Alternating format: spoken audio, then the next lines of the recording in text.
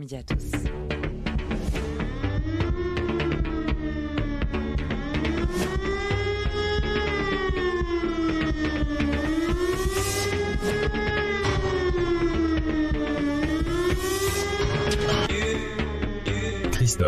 Christophe sur France Maghreb 2.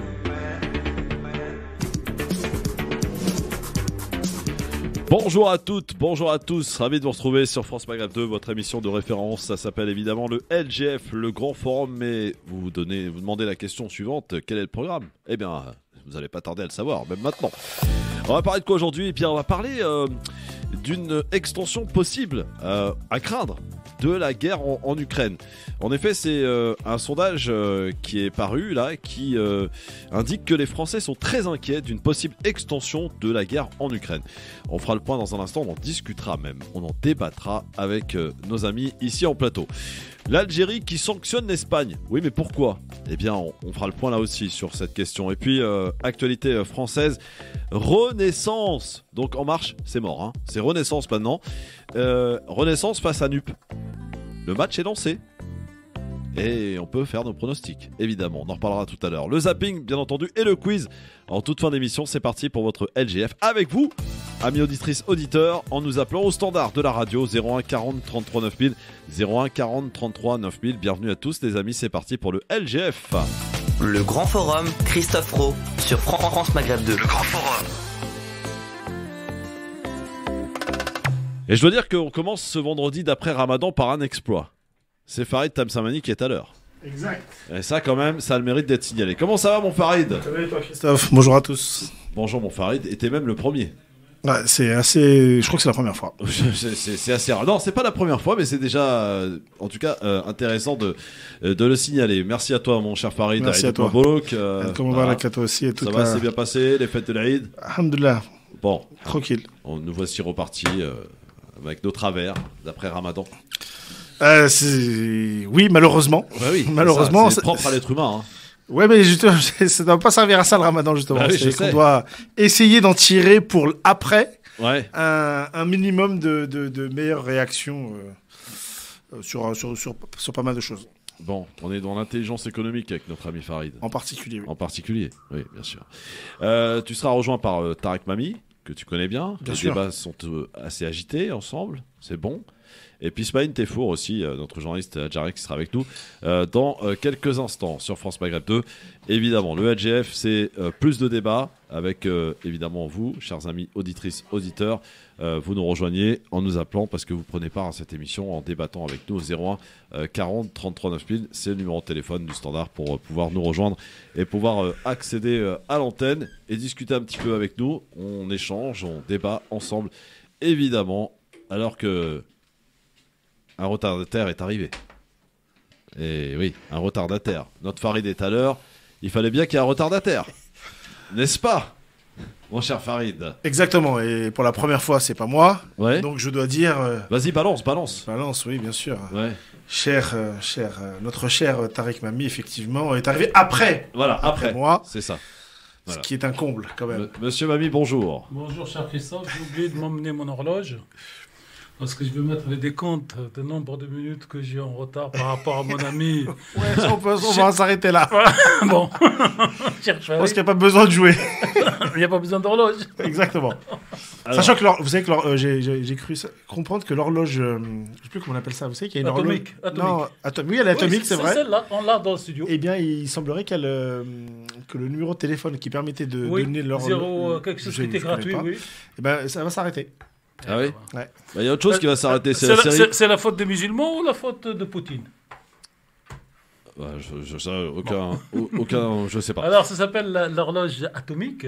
Elle est située en Allemagne et elle permet en fait de remettre à l'heure constamment l'horloge. Et toutes les radios du monde jusque-là, en tout cas les radios françaises depuis 83, quand j'ai découvert le monde de la radio, ont cette horloge que nous avons dans le site de France Maghreb 2 qui permet qu'elle est toujours à la bonne seconde. Exactement. Par rapport à cette horloge atomique. Et moi, j'ai le souvenir, quand j'étais beaucoup plus jeune, quand j'étais même gamin, d'avoir appelé de temps en temps cette horloge pour connaître l'heure précise. Et pour remettre à la maison les bonnes horloges, surtout quand ils ont commencé vers 75 à basculer en RDT, air d'hiver. Il y a autre chose qui va s'arrêter. C'est quoi? Macron. La série Plus belle la vie. Oui. Ah oui, c'est vrai. Ça, j'ai vu aujourd'hui dans le 18 journal. ans d'antenne. Comment? 18 ans. J'ai vu ça ce matin dans le journal. Ouais. Et tu sais, Et vous savez que 400 personnes travaillent pour cette série? 400, ouais. Et moi, Ouais. j'ai été visiter, cher Christophe. Ça va pas te faire plaisir, mais c'est la vie. Les studios. D'accord. Ils À sont- Marseille aussi. Ils sont à Marseille, Ah oui. à la Grande Friche. Et France Maghreb 2, Là- quand on a ouvert la radio en 80, je me rappelle pas, la première fois, on a loué des studios dans le même D'accord. immeuble. Et c'est comme ça qu'en sortant, j'ai découvert Et est-ce le que, tournage. est-ce que vous saviez que la société de production, c'était TF1? Au départ. Ah, c'est plus le cas? Non, après, Ah, elle a d'accord. été rachetée par France 3, quand TF1 voulait l'arrêter il y a D'accord. 5-6 ans. Et comme c'est TF1 qui était le diffuseur, donc il a racheté le droit. Et là, donc... Ah, bon. TF1 diffusait ça? Non, TF1 n'a Non, jamais non, diffusé Plus belle TF1 la vie. produisait, Ah c'est oui, France voilà, c'est 3 Ouais. régional qui diffusait. C'est France 3. France qui 3. diffusait. Voilà. Qu'est-ce que j'ai fait? Oui, France 3. France 3. France 3 ça Une arrive. belle réussite, hein, quand même. Ah oui, 16 ou 18 ans franchement, d'antenne, c'est chapeau. 4000 et quelques épisodes. Et c'est surtout, il y a une espèce, moi, j'ai pas beaucoup regardé, mais de temps en temps, il y a une espèce de prise directe sur la vie des jeunes des quartiers de Marseille. Ouais, puis avec Les histoires l'actualité. de drogue, les histoires de violence. Ouais, les je suis pas histoires- sûr que c'est beaucoup concerné les habitants de Marseille. Non, Ouais. non, mais sur cette jeunesse-là, puisque c'est tourné, et les visages, et puis il y a toujours un policier qui est. Je n'étais pas un bien. adepte de cette série, mais pour moi, elle était. Enfin, en fait, à la base, elle a été proposée, parce que je sais pas si vous vous souvenez, nos auditeurs de Marseille peut-être confirmeront, mais Marseille avait malheureusement une tellement mauvaise image dans le, comment on appelle ça, en France, Oui, tout à fait. qu'en réalité, ce type de production, en fait, avait participé justement à vouloir donner une autre image de Positif, Marseille. oui, oui. Et je crois que ça a participé Oui. à une autre image de Marseille, effectivement. Oui, alors pourquoi? Parce que ça parle des problèmes qu'on dit de Marseille, et ça donne un flic et une dame qui règlent le problème sans violence, sans ouais. truc, donc ça, comme quoi, Bon, il n'y a après, pas c'est- besoin de passer par là. Ouais. En tout cas, Bon, RIP à elle. ça s'arrête quoi, c'est fini. Mois de novembre, dernier épisode, un dernier prime. Et voilà. Alors, Et 400 personnes vont peut-être aller au... non, parce qu'apparemment, il y a une autre série qui va Je en m'inquiète pas découler pour eux, derrière. hein. Ouais, ouais, les intermittents t'inquiète du spectacle, hein, je vais pas me faire que des amis, mais pas. je Attention, m'inquiète pas c'est- pour eux. Nos impôts vont parfaitement bien. Ah bah c'est vrai qu'on les a bien sauvés. Amortir. Le quoi qu'il en coûte a été très bon pour eux. Ouais.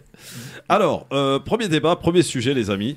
La guerre en Ukraine préoccupe beaucoup les Français visiblement. 7 Français sur 10 craignent une extension de cette guerre. Sur 10. 7 Français sur 10. Ah, ça fait énorme. Parlons même peut-être pour certains Français qui sont inquiets d'une extension donc de cette guerre et surtout de la guerre qui concernerait la France, qui rentrerait en guerre selon eux.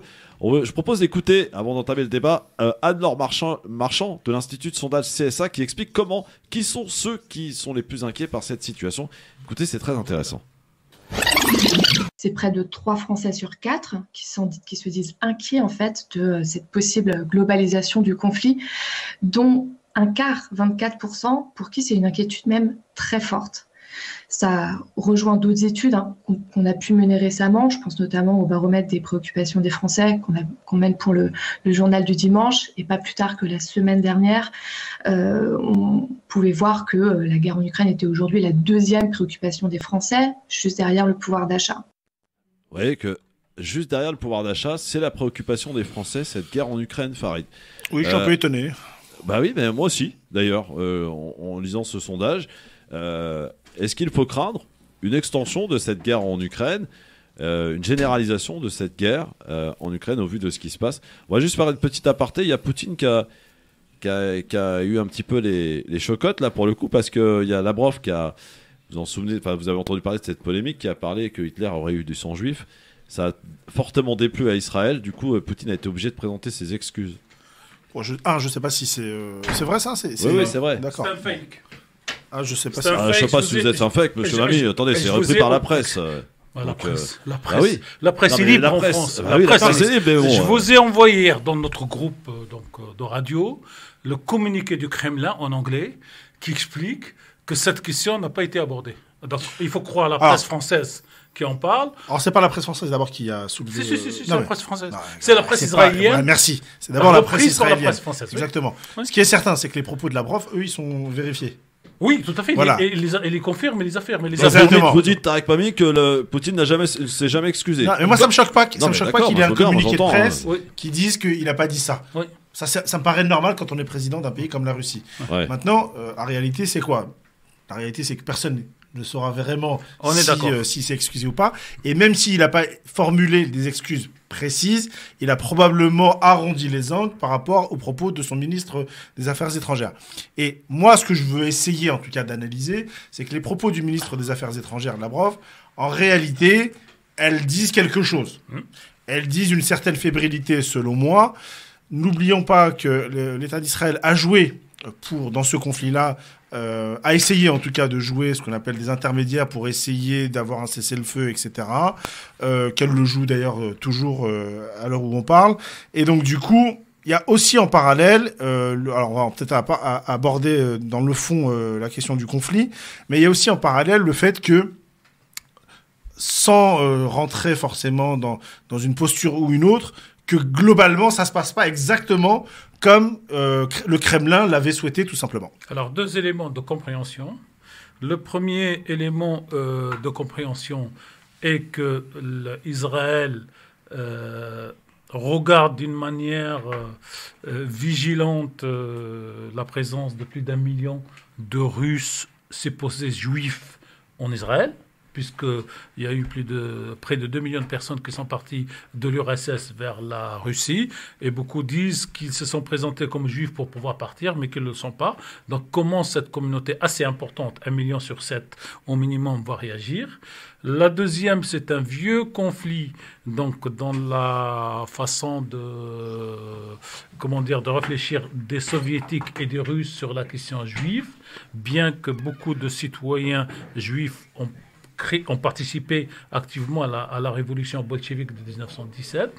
Et il y a un 3e élément qu'il faut prendre en considération, c'est qu'aujourd'hui, beaucoup d'oligarques russes de culture ou de confession juive ont vu leur avoir gelé, leur avoir obtenu, et surtout, au moins 2 ou 3 Russes juifs qui vivent à Londres, dont un et à la double nationalité, cher Christophe, c'est-à-dire l'anglaise et la russe, qui vient d'être bloqué alors qu'il se proposait de devenir le président de l'Organisation juive internationale. Donc ce côté rapport Russie avec ses propres citoyens de confession de culture juive, avec Israël, et le fait que la Russie a laissé faire Israël dans tous les bombardements en Syrie, tout ça complique la relation. Et donc, la Russie espérait peut-être, comme le dit cher Farid, qu'Israël soit beaucoup plus neutre dans la position, mais qu'Israël est coincé entre sa situation et ce qu'elle doit aux États-Unis et ne peut pas se révolter ou se mettre comme la Chine ou comme l'Inde vis-à-vis des États-Unis. Donc c'est très complexe. Poutine, il craint pas le Mossad, non? Non, il craint pas il peut pas craindre le Mossad parce qu'à ce niveau-là, je veux dire, à chacun son Mossad. Et ce que je veux dire, moi, une bonne fois pour toutes. Bien sûr, c'est un bon service. Et les Russes aussi ont de très bons services. Voilà. Non, mais ce que je veux dire, moi, c'est que l'Occident nous vend un URSS hier et surtout une Russie aujourd'hui construite sur un homme. Et il pense à Gaddafi, il pense à Saddam parce qu'il réfléchit comme ça. Non, mais dans la presse française, on tuerait Poutine, le problème serait réglé. Or, oui, il y a de grandes chances. Non, il n'y a pas de grandes chances parce qu'il y a toute une structure derrière et le nationalisme russe fait qu'aujourd'hui, si vous voulez, il y a une montée... Vous avez raison de dire qu'il existe. Est-ce que vous permettez qu'on salue notre ami Smaïn Tefour qui vient d'arriver? Salut Christophe. Un peu de retard et toi, ça va? C'est à cause de la prière de Jean-Moir à la mosquée? Non, pas du tout. Non, pas du tout. J'étais vraiment engagé. Moi, je veux pas dire, mais les terrasses. Et là, en plus, pas de chance aujourd'hui. Ma carte de métro, donc, elle n'était pas chargée. J'ai dû acheter un billet. Non, il a été écouté le discours de monsieur le recteur de la mosquée de Paris, c'est légitime. Non, ce que je disais sur le sentiment nationaliste a toujours existé en Russie. Ouais. En fait, quand on parle de la Russie, que ce soit celle de 2022, celle qui va venir, pardon, ou celle passée... Il y a un auditeur qui me prévient et qui interpelle M. Mamie en disant que les excuses de Poutine, c'est l'AFP qui l'a sorti. Hein. Donc, c'est officiel. C'est l'AFP, c'est l'agence de presse. Si vous dites l'AFP n'est pas officiel, bon, je veux bien. Moi, j'ai pour habitude, depuis que je me suis fait brûler à plusieurs reprises, de lire l'AFP Et de vérifier la source. le Kremlin, l'agence turque et l'agence chinoise. Et pourquoi l'agence turque Ouais, bah alors là, vous êtes mal barré quand même. Entre l'agence turque et l'agence chinoise, non. en termes de fake news, on est pas mal quand Non, mais même. c'est hein. pas grave. Non, mais c'est pas grave. Donc j'ai la source, le Kremlin, et j'ai les 3 autres. Pourquoi? Parce que si vous voulez, en termes d'interprétation des phrases excuse par excuse, dire, on va la faire simple. Quand Poutine voulait des excuses de Erdogan, il a demandé des excuses écrites qu'il a fait publier dans sa presse. Elle est où cette excuse aujourd'hui? Donc aujourd'hui, chacun Mais là, interprète. vous avez raison, mais là on est en conflit. C'est pas, Oui, c'est voilà. pas, on peut pas faire ce parallèle-là. Encore une fois, il n'y aura jamais de source, de preuve précise qu'il y ait eu des excuses. Mais c'est pas Bennett, par exemple, qui a dit, il m'a dit. C'est un on est journaliste d'accord. israélien qui dit, Mais encore on une a fois, appris que. Non, on ne Moi- peut pas véhiculer une information Apparemment, ils de se cette sont appelés, ampleur. hein, ils se non, sont non, appelés, on les peut deux. pas. Non, non, mais c'est sérieux, Christophe. On ne Ouais. pourrait pas. Tarek a raison de le souligner. Il a dû vérifier ses sources, Ah bah, c'est sûr. Et moi, je l'ai vérifié par rapport donc à RT Ouais. arabe. Ah oui. Il est vrai qu'il a vraiment présenté ses plus plates excuses. Donc, Mais peu importe, mais- c'est un homme pragmatique. hein, Non, mais il faut peu- le reconnaître. Mais aussi, peu importe, hein, donc après- qu'il l'ait ou qu'il ne l'ait pas fait. La réalité, c'est qu'il a probablement arrondi les angles avec son allié Israël. Ouais. La réalité, c'est celle-ci. Après, Ah, il y a un Par contre, lobby ouais. juif, attention. Oui, Il y a un lobby juif. Justement, on c'est lui ça. a- C'est là-dessus que je voulais revenir. Ouais, c'est je que- vais arrondir les angles en vous balançant la pub. Et Ah, puis ça, on c'est va bien, arrêter ça. avec ce mot lobby juif qu'on balance à droite et à gauche. Mais Parce c'est un lobby, non, le Tarek. lobby, il est sioniste, le lobby juif, ce cas. Ah non, mais je voulais pas dire Non, mais- juif au sens Non, religieux non, du on terme. y vient tout Non, à l'heure, voilà. parce que tout mot, chaque fois que quelqu'un de chez nous, ici ou ailleurs, dit juif, on lui sort dingue, t'es antisémite. Mais c'est Donc, pas péjoratif, hein. Non, mais Voilà. dans, Non, dans mais l'oreille de là ceux où, qui là où écoutent, cher Tarek c'est Mami a juste un raison, constat. ça n'est pas, non, sur la Russie, ça n'est pas un lobby, c'est Bon, beaucoup dans plus un instant, important. j'aimerais qu'on réponde à ma question quand même. Ouais. Faut-il Vas-y, craindre une extension de la guerre comme le craint 7 Français sur 10? Ça tout de suite. LGF, le grand forum, l'émission de référence où on dit tout haut ce que pensent les gens tout bas. Voilà, merci d'être avec nous, hein, n'est-ce pas Farid Tamsamani, Monsieur Smaïd Tefour et Tarek Pami qui sont avec nous aujourd'hui pour répondre à cette question et à cette inquiétude des Français où 7 Français sur 10, messieurs, sont inquiets d'une possible extension de la guerre en Ukraine. Voyant même, d'ailleurs dans ce sondage, que la France pourrait, selon eux et selon leur inquiétude, être impliquée, peut-être si cela perdure, dans cette guerre. On a vu d'ailleurs que la France envoyait encore un chèque là, pour aider l'Ukraine. Voilà, donc est-ce qu'il faut craindre vraiment? Est-ce qu'il faut rassurer les Français? Est-ce qu'il faut leur dire que visiblement ça risque de s'arranger? Ou est-ce qu'il faut aussi être aussi, comment dirais-je, inquiet que où vous vous situez, Tarek Mami? moi je me situe. Devant Non. le micro déjà. Oui, s'il vous plaît. Voilà. Je me situe dans la situation de celui qui ne regarde que les médias français mainstream, qui ne lit pas les journaux, qui se contente d'un peu de BFM, un peu de CNews et un peu de ce genre j'allais dire, de presse, et qui devient angoissé parce que quand il écoute ce genre de télévision dite d'information continue, eh ben, il finit par avoir peur. La réalité est tout autre. La réalité que quand on veut, par exemple pour le président de la République, se préparer à faire la guerre, il ne continue pas à parler tous les 15 jours, 2 heures avec le président Poutine. Et donc c'est une angoisse réelle dans la société qui est suscitée et provoquée pour le cas où qui pour moi ne peut pas exister, sauf si on rentrerait par extraordinaire et par malheur pour tous dans une guerre, j'allais dire européenne, dans une guerre mondiale. Et dans ce cas, la France serait un pays parmi d'autres, parce qu'auparavant, il y aurait eu la Pologne, il y aura eu... La Russie a parlé de guerre mondiale, hein, Non, mais, sur sa télé par exemple. oui, non, mais elle a fait autre chose. D'ailleurs, ils ont fait quelque chose qui va encore faire plus peur.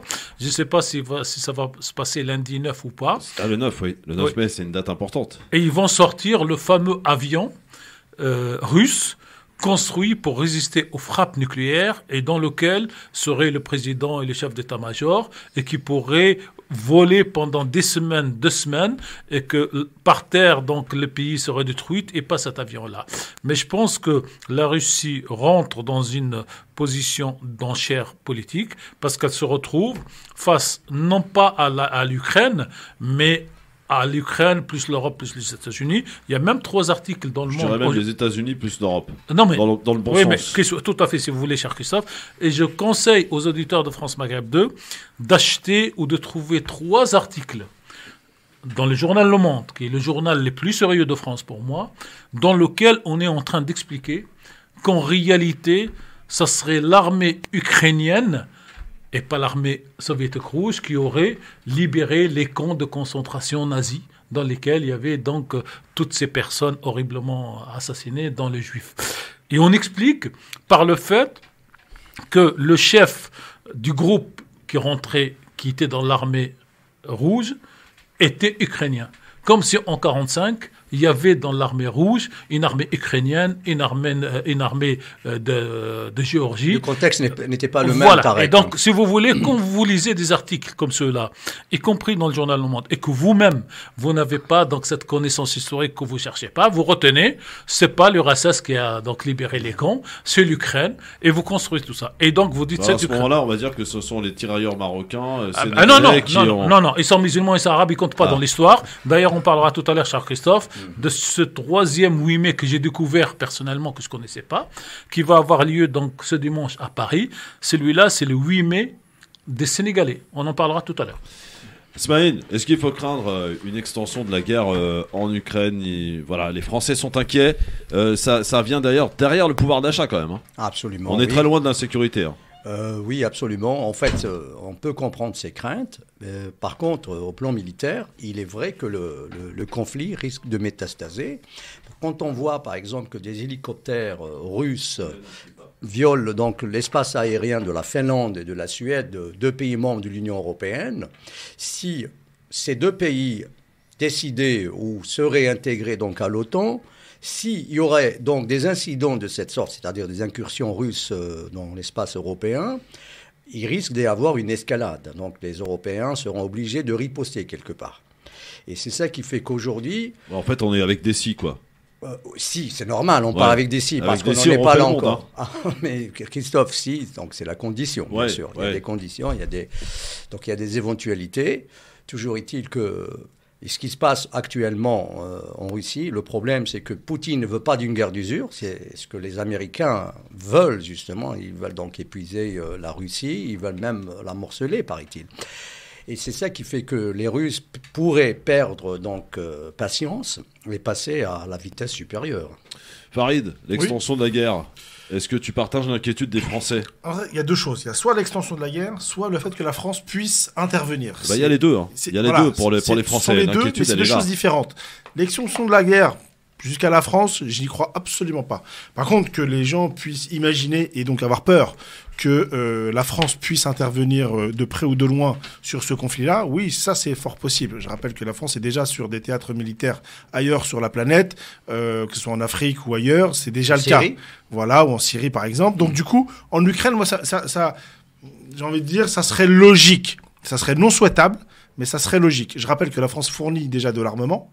Donc, du coup, d'une certaine manière, elle y est déjà plus ou moins impliquée. Elle y est impliquée complètement. Ouais. Maintenant, j'y crois... Je pense pas qu'il y ait d'escalade, en réalité. L'été arrive. Tout dépendra de la Finlande, encore une fois, et de la Suède. Hein, parce que s'ils vont être intégrés... Ça va mais encore pousser la Russie. Non, mais oui, le problème actuel... Ils seront intégrés à terme, quoi qu'il arrive. À terme, peut-être. C'est d'ailleurs l'échec. En temps de guerre, parce que là, on est en période de guerre. Non, ils ne le seront pas. Pardon, on est en période de guerre. S'il arrivait que, par exemple, la Suède et la Finlande rejoignent donc l'OTAN, à ce moment-là, si elle va avoir, par exemple, des dépassements du côté russe, bien sûr, c'était le cas avec l'Ukraine, à ce moment-là, les Européens, l'OTAN d'une manière générale, parce que l'Union européenne, au plan militaire, elle est régie par l'article 42 des statuts de l'OTAN. Alors, à ce moment-là, l'OTAN sera obligée de réagir. Et c'est ça. Pourquoi ça n'arrivera pas? J'espère ne pas en arriver là. Pourquoi ça n'arrivera pas? Parce que d'une part, ces 2 pays que vous citez, en fait, seront intégrés à l'OTAN, mais qu'une fois le conflit terminé, et donc pour ne pas avoir justement ce type de réaction. On le voit juste avec l'Ukraine, qui ne fait pas partie de l'OTAN. Mais de facto allié, hein, attention, de facto allié, parce qu'on la défend bec et ongle. Regardez bien, les États-Unis d'Amérique, qui gèrent véritablement l'OTAN, ont tout de suite précisé qu'il était impossible pour eux d'intervenir en Ukraine au profit des Ukrainiens. Et en réalité, tout ça, c'est ce qu'on appelle... On fait monter en puissance plus ou moins le conflit, dans un sens comme dans un autre. La réalité, c'est que, qu'on le veuille ou non, il a largement dépassé ce que les Ukrainiens et ce que les Russes pouvaient imaginer de ce conflit-là. Il n'y a pas véritablement de vainqueur, mais on peut apercevoir que ça ne se passe pas exactement comme prévu du côté du Kremlin. Maintenant, il y a de la surenchère, que ça soit avec les Français, que ça soit avec les uns et les autres. Moi, je pense que la solution va venir de l'intérieur de la Russie, objectivement parlant, et que c'est une question de temps. C'est ce que les Américains jouent. Les Américains jouent le temps. Les Américains jouent la pression. Ils donnent de plus en plus d'armement ici ou là. Ils donnent quelque chose qui est beaucoup plus important que l'armement et qui irrite, à mon avis, beaucoup plus le Kremlin et Poutine que n'importe quoi d'autre. Ils donnent ce qu'on appelle du renseignement. Oui, Voilà. tout à fait. Alors, oui. on accueille Anis qui est avec nous au standard au 01 40 39 000. Bonjour Anis. Oui, bonjour Christophe, bonjour à tous. Bonjour Anis, bienvenue. Merci de m'accueillir. Écoutez, moi je pense que nous sommes dans une situation qui est très complexe et dramatique dans la mesure où nous sommes déjà d'emblée dans une guerre mondiale qui est de nature nouvelle, dans une guerre hybride à la fois énergétique, alimentaire, stratégique, géopolitique, et donc tout cela s'entremêle. Et cela aura malheureusement des conséquences dramatiques à la fois pour les peuples européens, mais aussi en Afrique du Nord, au Maghreb, en Afrique, avec certainement des émeutes de la faim liées à des ruptures d'approvisionnement et des paquebots entiers qui sont actuellement bloqués en Ukraine et ailleurs.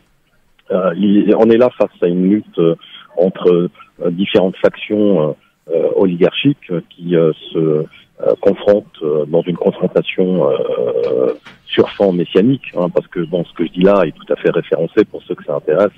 Je vous renvoie éventuellement aux ouvrages Le Grand Échiquier de Brzezinski. Je vous renvoie aux travaux de quelqu'un comme Youssef Indy, par exemple, qui a le mérite de faire un travail tout à fait référencé, ce qui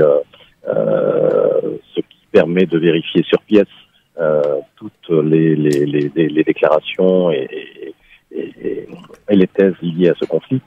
Et malheureusement, oui, nous allons vivre des moments douloureux dans les mois, les années qui viennent, et espérons que les populations puissent avoir un répit pendant un certain temps, parce qu'il y a je dirais le cœur nucléaire de cette confrontation repose sur une idée messianique du monde, la volonté pour une certaine frange oligarchique de chercher absolument à installer le chaos planétaire pour attendre je ne sais quelle délivrance messianique et autres.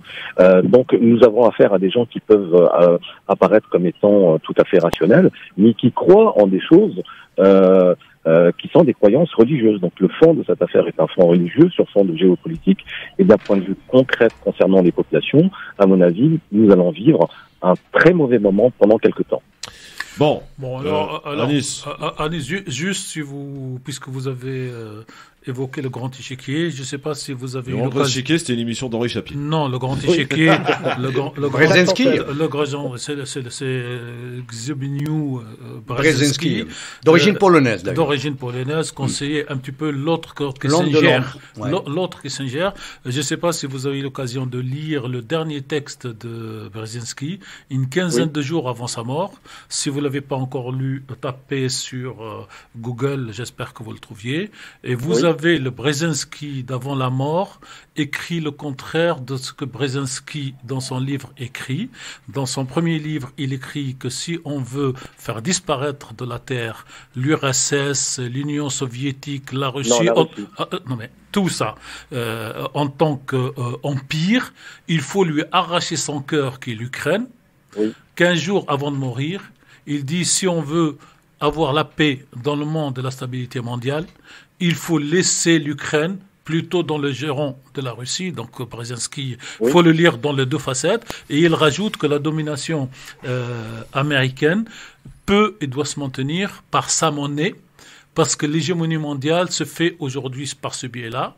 Et on voit qu'aujourd'hui, cette guerre ouvre aussi cette lutte contre cette hégémonie du dollar, qui est mise en place petit à petit peut-être entre les Russes et d'autres pays, ne serait-ce que ceux qui acceptent de faire du troc. Et donc vous voyez que c'est très très compliqué. Par contre, sur le volet religion et tout ça, moi je regarde ça avec circonspection parce que si vous voulez, il y a une partie de vérité, Tarek, si tu permets. Vérité, non, il y a une partie d'utilisation de la chose, et vous l'avez par exemple chez Anis, avec ce qu'on appelle donc les évangélistes sionistes, qui eux sont antisémites à 1000%, mais qui par contre, je termine ma phrase, mais par contre, qui pensent que le Sauveur, le Jésus, chacun l'appelle comme il veut, ne peut revenir que si les conditions sont réunies. Voilà, non, et la condition, je termine ma phrase, je termine ma phrase, Anis, que si on arrivait à regrouper la totalité des Juifs du monde dans cet endroit, c'est ça la grosse théorie. Bien sûr, pour moi, les complotistes n'attirent pas la route, mais non, c'est pas ça la théorie, si je me permets, Tarek Mani. C'est-à-dire que les Juifs de tous les jours, ce sont des victimes comme toutes les autres. Oui, là, nous sommes en train de parler de clans oligarchiques qui se prétendent juifs, qui ont une lecture messianique qui leur est propre. Oui. Et il y a deux tendances principales qui s'opposent. Il y a ceux qui veulent précipiter l'arrivée du Mashiach en créant le chaos pour pouvoir c'est la conception de la destruction créatrice qui permet de précipiter l'arrivée du Mashiach. Et puis il y a une autre tendance oligarchique plutôt du côté russe de Poutine qui est un peu plus orthodoxe et qui dit non, il faut surtout pas précipiter les choses et attendre que le Mashiach arrive de lui-même. Donc il y a deux clans oligarchiques qui sont en train de se faire. C'est un peu éloigné du sujet, les gars. Hein, je vous cache pas. Ouais, je crois aussi. Mais nos amis juifs du quotidien, ça peut être notre voisin, notre ami, notre médecin, notre garagiste, ce sont des victimes comme toutes les autres. Hein. Donc, merci Anis, bon après-midi, merci à toi de ta participation. Dans un instant, on va changer de sujet. Déjà ? Oui, il faut que ça aille vite, hein, vous savez, voilà. L'Algérie qui sanctionne l'Espagne. Pourquoi ? On en reparle dans un instant, tout de suite. Farid Temsamani, qui est dans l'intelligence économique, en particulier. Notamment. Mais pas que. L'intelligence tout court.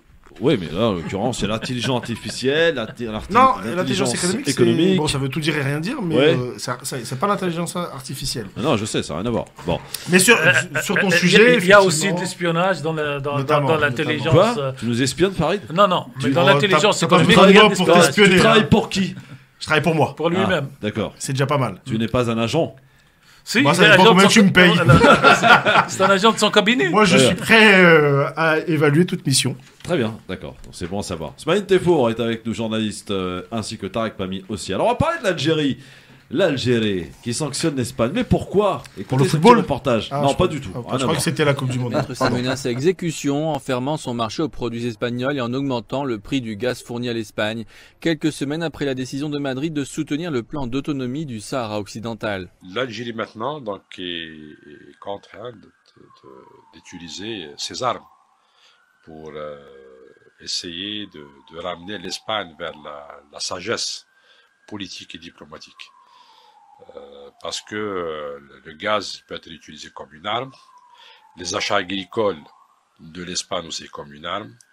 Il y a eu beaucoup de projets espagnols, donc c'est parmi les premiers fournisseurs de l'Algérie, donc avec la Chine, la France, l'Espagne, l'Italie, donc ce sont les premiers fournisseurs de l'Algérie.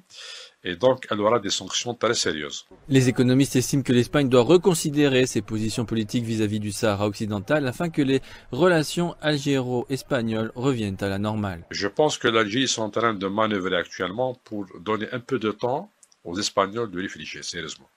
C'est-à-dire d'essayer de régler ce problème-là. Mais si l'Espagne ne règle pas, je pense qu'il y aura d'autres mesures sévères concernant l'Espagne. Bien sûr, ils vont voir les prix du gaz, peut-être qu'ils vont revoir aussi les contrats. Il y aura pas mal de choses, donc on va utiliser toutes les cartes de l'Algérie. D'autre part, l'Algérie a décidé de renforcer ses liens avec l'Italie pour acheminer du gaz vers l'Europe. Dans ce cadre, Alger a signé le 11 avril un accord visant à augmenter ses livraisons de gaz à l'Italie. Selon le groupe énergétique italien Eni, cet accord prévoit une augmentation progressive allant jusqu'à 9 milliards de mètres cubes de gaz supplémentaires par an. L'Italie entretient des relations très fortes avec l'Algérie. C'est presque le seul pays européen qui, au cours des dernières décennies, a entretenu des relations fortes avec l'Algérie. L'orientation italo-algérienne est un concept historique et civilisé, et j'attends de l'Algérie qu'elle regarde aussi les partenaires supposés comme l'Allemagne, qui est un grand marché. Alors, vous l'avez compris. Si vous permettez, Christophe, oui. Techniquement, il s'agit de 2 vidéos distinctes qui ont été faites par 2 personnes différentes, qui ont été regroupées pour en donner un reportage avec des choses factuelles qui ne sont pas précisées.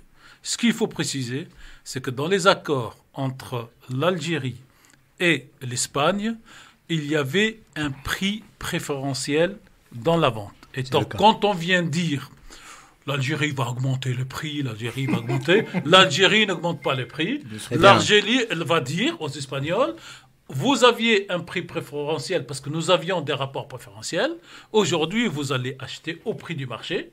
Et comme en plus le prix que ça. Non, attendez. Et comme le prix du marché augmente, donc vous payerez au fur et à mesure, et il n'y a pas le côté préférentiel. Alors il y a un peu plus que ça concernant l'Algérie, c'est que l'Algérie a commencé à réduire ses livraisons à l'Espagne. Oui, c'est l'Espagne qui a. Non, c'est l'Espagne qui a cherché, qui a diminué.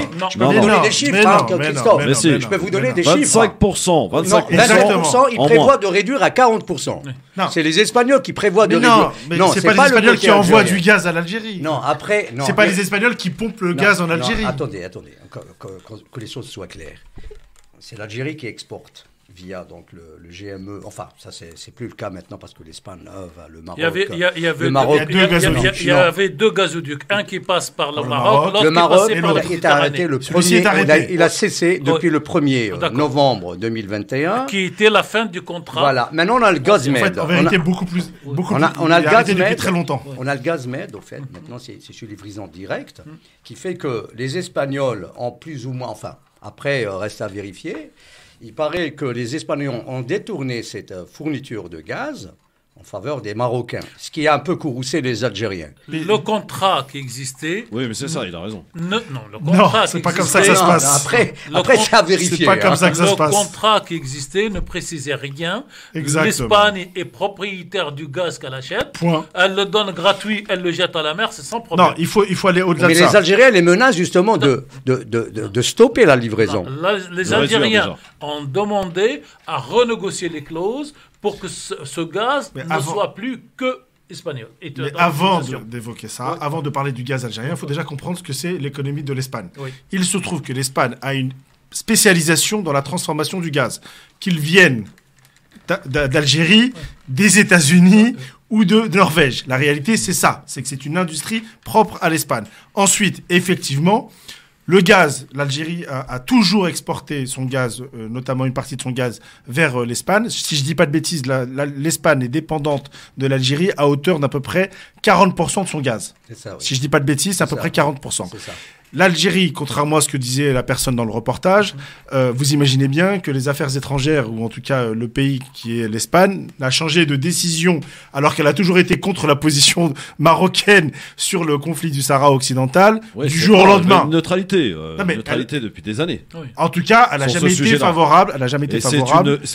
Non, Christophe, c'est un peu plus que la neutralité. Il faut être quand même honnête. Oui, elle a toujours accueilli sur son sol, que ce soit aux Canaries ou que ce soit en Espagne métropolitaine, un certain nombre d'éléments du Polisario, donc c'était un peu plus que la neutralité. La réalité, c'est un revirement dû au Premier ministre. Il y a eu mais c'est pas le Premier ministre, c'est ça que vous vous trompez. C'est que ce revirement-là, il est pas fait parce que le gars il s'est réveillé un matin et il a dit tiens on va changer d'état d'esprit. C'est beaucoup plus complexe que ça. C'est une réponse, notamment aux syndicats espagnols qui ont vu beaucoup de leur activité s'arrêter parce que le Maroc ont arrêté. C'est beaucoup plus stratégique que ça. C'est rejeté par le Sénat d'ailleurs. C'est quelque chose de beaucoup plus stratégique que ça. C'est une volonté.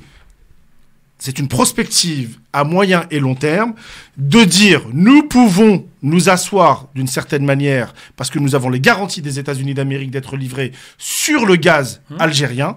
La réalité, c'est celle-ci. Ils ont fait un choix stratégique, ils ont pesé le pour et le contre. Je ne sais pas ce que ça donnera à l'avenir, mais le choix qu'ils ont fait, il n'est pas comme ça tiré par les cheveux. C'est qu'ils ont dit voilà, nous préférons jusqu'à présent, dépendre des Américains et nous réconcilier avec le Maroc, quitte à ce que, effectivement, le voisin algérien, l'allié algérien, fournisse beaucoup moins de gaz. Ce qui se passe, c'est que ça a mis... Ce qui se passe, c'est que c'est la pub. Et ça, c'est un... Voilà, on peut pas... c'est non, mais après, je vais terminer quand même. Oui, tu termineras, mon pari. Mais la pub, mon ami, on est dans le libéralisme, le capitalisme. À tout de suite. Merci d'être avec nous, le LGF, le grand forum avec Smaïd Tefour, Tarek Mami et Farid Temsamani. On parle de l'Algérie qui souhaite, qui envisage ou qui est sur le point de sanctionner l'Espagne via la livraison de gaz. Quand le gaz finalement devient une arme, on va la faire simple avant que Farid tu puisses terminer. En fait, voilà, c'est effectivement la décision, ou en tout cas le Premier ministre espagnol qui est monté au front, mettant fin... Toi, tu n'aimes pas ce mot, mais une espèce de neutralité qu'avait l'Espagne depuis un bon moment, un revirement en tout cas sur ce sujet-là, et en faveur du Sahara occidental, ce qui a fortement déplu. En faveur de la position marocaine. Voilà, en faveur de la position marocaine sur le Sahara occidental. Oui, sur le Sahara occidental, voilà, bien joué. Et ça a déplu évidemment à l'Algérie. Qui n'est pas content en disant attendez, on vous livre le gaz, mais si c'est pour le livrer ensuite au Maroc, pas question. En fait, c'est deux choses différentes, ça. Oui, mais c'est lié. Non, t'as raison, ça peut être lié, c'est lié. Mais c'est deux choses différentes. Et donc l'Algérie, je parle au conditionnel, envisage ou aurait déjà commencé à réduire de 25% la livraison de gaz à l'Espagne, qui dépend à 40%, on le rappelle, du gaz algérien. Voilà, je pense avoir bien resitué. Tu as complètement resitué les choses. Tu as complètement raison sur un élément, c'est que le gaz est une arme. C'est une arme économique, c'est une arme stratégique. L'Algérie en joue énormément. Mais il faut... On a le tort de s'en priver entre nous. Mais complètement. Elle a cette arme-là, c'est évident. C'est avec les atouts qu'on a, donc exactement. On ne peut pas faire autrement. Là, on parle des atouts d'exportation. On pourrait parler de l'économie globale de l'Algérie, mais ce n'est pas le sujet. Le sujet, c'est l'arme qu'elle a, effectivement, pour mettre pression, et qu'elle a toujours mis en œuvre. Le secteur agricole aussi, attention. Si c'est des produits agricoles et dérivés, non, attendez. Parce que les Espagnols, ils exportent. Les Espagnols. Oui, c'est vrai. Et les Algériens ont fermé les portes, justement, de cette exportation. Ils ont fermé les portes surtout sur les importations, les Algériens, en ce moment. Oui, tout à fait. En ce moment. Pas que sur l'agricole, sur pas mal de choses. Mais sur le gaz, c'est une véritable arme que Alger a vis-à-vis de l'Espagne, mais également de d'autres pays. En vérité, c'est essentiellement les Espagnols qui sont le plus dépendants du gaz algérien, contrairement à ce que les gens pensent. Et les Italiens aussi, attention. Et de plus en plus les Italiens. Mais les Italiens, ils ont réglé le problème, ça y est. Mais les Italiens, parce qu'ils ont pas le souci du Sahara, donc c'est beaucoup plus facile. Non, mais il y a encore un truc, si tu permets. Vas-y. T'as fini ou... Non, je voulais juste te dire une chose. C'est qu'effectivement, les Espagnols, effectivement, l'ont anticipé. C'est-à-dire qu'ils le constatent. Et constatent. Il y a un deuxième sujet qui est venu se greffer là, parce que des journalistes mal intentionnés ont commencé à dire que, et je pense que ça peut être une vérité aussi, c'est-à-dire que le Maroc ponctionnait historiquement parce que c'est dans les accords. C'est dans les accords entre Alger, Rabat et Madrid. C'est la même chose avec la Tunisie de l'autre côté. Exactement. Il y a un pourcentage de gaz ils ont trois. Le Maroc, il faut savoir, c'est que le Maroc a 3 centrales qui fonctionnent au gaz. D'accord ? Ils ont d'autres centrales qui ne fonctionnent pas au gaz, notamment à d'autres produits, mais ils en ont 3. Ces centrales-là ont besoin de gaz pour fonctionner. Oui. Je la fais très courte, mais c'est moins de 3% de l'énergie au Maroc. Mais ça reste 3% quand même pour les usines, c'est très important. Et donc, du coup, depuis qu'ils ont fermé le gaz, depuis qu'Alger a fermé les robinets pour le gaz qui transite par Tanger, les Espagnols, en fait, ont continué à fournir du gaz aux Marocains, dans le sens inverse. Ils ont utilisé les gazoducs dans le sens inverse. La difficulté qu'il y a, c'est que c'est quelque chose de très ancien. La deuxième difficulté, c'est qu'en fait, le gaz, vous ne pouvez pas le certifier, si vous voulez. C'est-à-dire que les usines, en fait, mélangent le gaz, et donc, du coup, ensuite, vous ne pouvez pas certifier que c'est du gaz algérien et non pas du gaz norvégien qui va au Maroc. C'est une tâche difficile. C'est un peu plus complexe, c'est très compliqué, mais vous avez des journalistes Et puis, il faut pouvoir prélever l'échantillon exact, machin, voilà, c'est qu'on ne peut pas faire. Certains journalistes ont allumé la mèche. Ils regasifier le gaz. C'est ça, c'est ça qui fait. Les Espagnols le regazifient. Oui, mais... Et puis après, ils l'exportent donc au Maroc. Et les Algériens doivent savoir. Non, mais dans ce cadre-là, on parle d'un conflit. On parle d'un conflit. Bien sûr. On parle d'un conflit. Ce qui pose problème à l'Algérie, c'est qui risque de dégénérer vers une crise diplomatique. C'est ce que dit Christophe, c'est qu'en fait, ce qui pose problème à Alger, c'est que, et ça peut se comprendre d'un point de vue purement diplomatique, lorsque vous avez coupé les ponts diplomatiquement avec Rabat, vous n'allez pas Alors c'est très hypocrite parce qu'en vérité on sait qu'il y a d'autres échanges, mais vous n'allez pas afficher le fait que votre gaz va vers le voisin. Ça me paraît complètement... Indirectement, c'est comme si on envoyait à l'Espagne, on l'autorisait à renvoyer la même quantité. Ça me paraît... Vivement l'union du Maghreb arabe. Ça me paraît complètement... De notre vivant, il faut plutôt appeler à ça. De notre vivant si possible. Exactement, et ça me paraît complètement logique. On est très mal barré. Ça me paraît complètement logique. Et les Espagnols ont essayé, entre guillemets, de rassurer Alger en leur disant, croyez-nous, en fait, le gaz que vous nous envoyez, il n'est pas envoyé de l'autre côté, etc. Alger, qui n'est pas né de la dernière pluie, leur dit, mais attendez, vous êtes mignons, mais nous, on n'a pas de garantie. Mais vous savez quoi, nous, on veut que vous reconsidériez votre position sur le Sahara. C'est là qu'en fait, moi, je suis très interpellé sur la position diplomatique d'Alger, qu'on a connue beaucoup plus importante en réalité, d'un point de vue stratégique.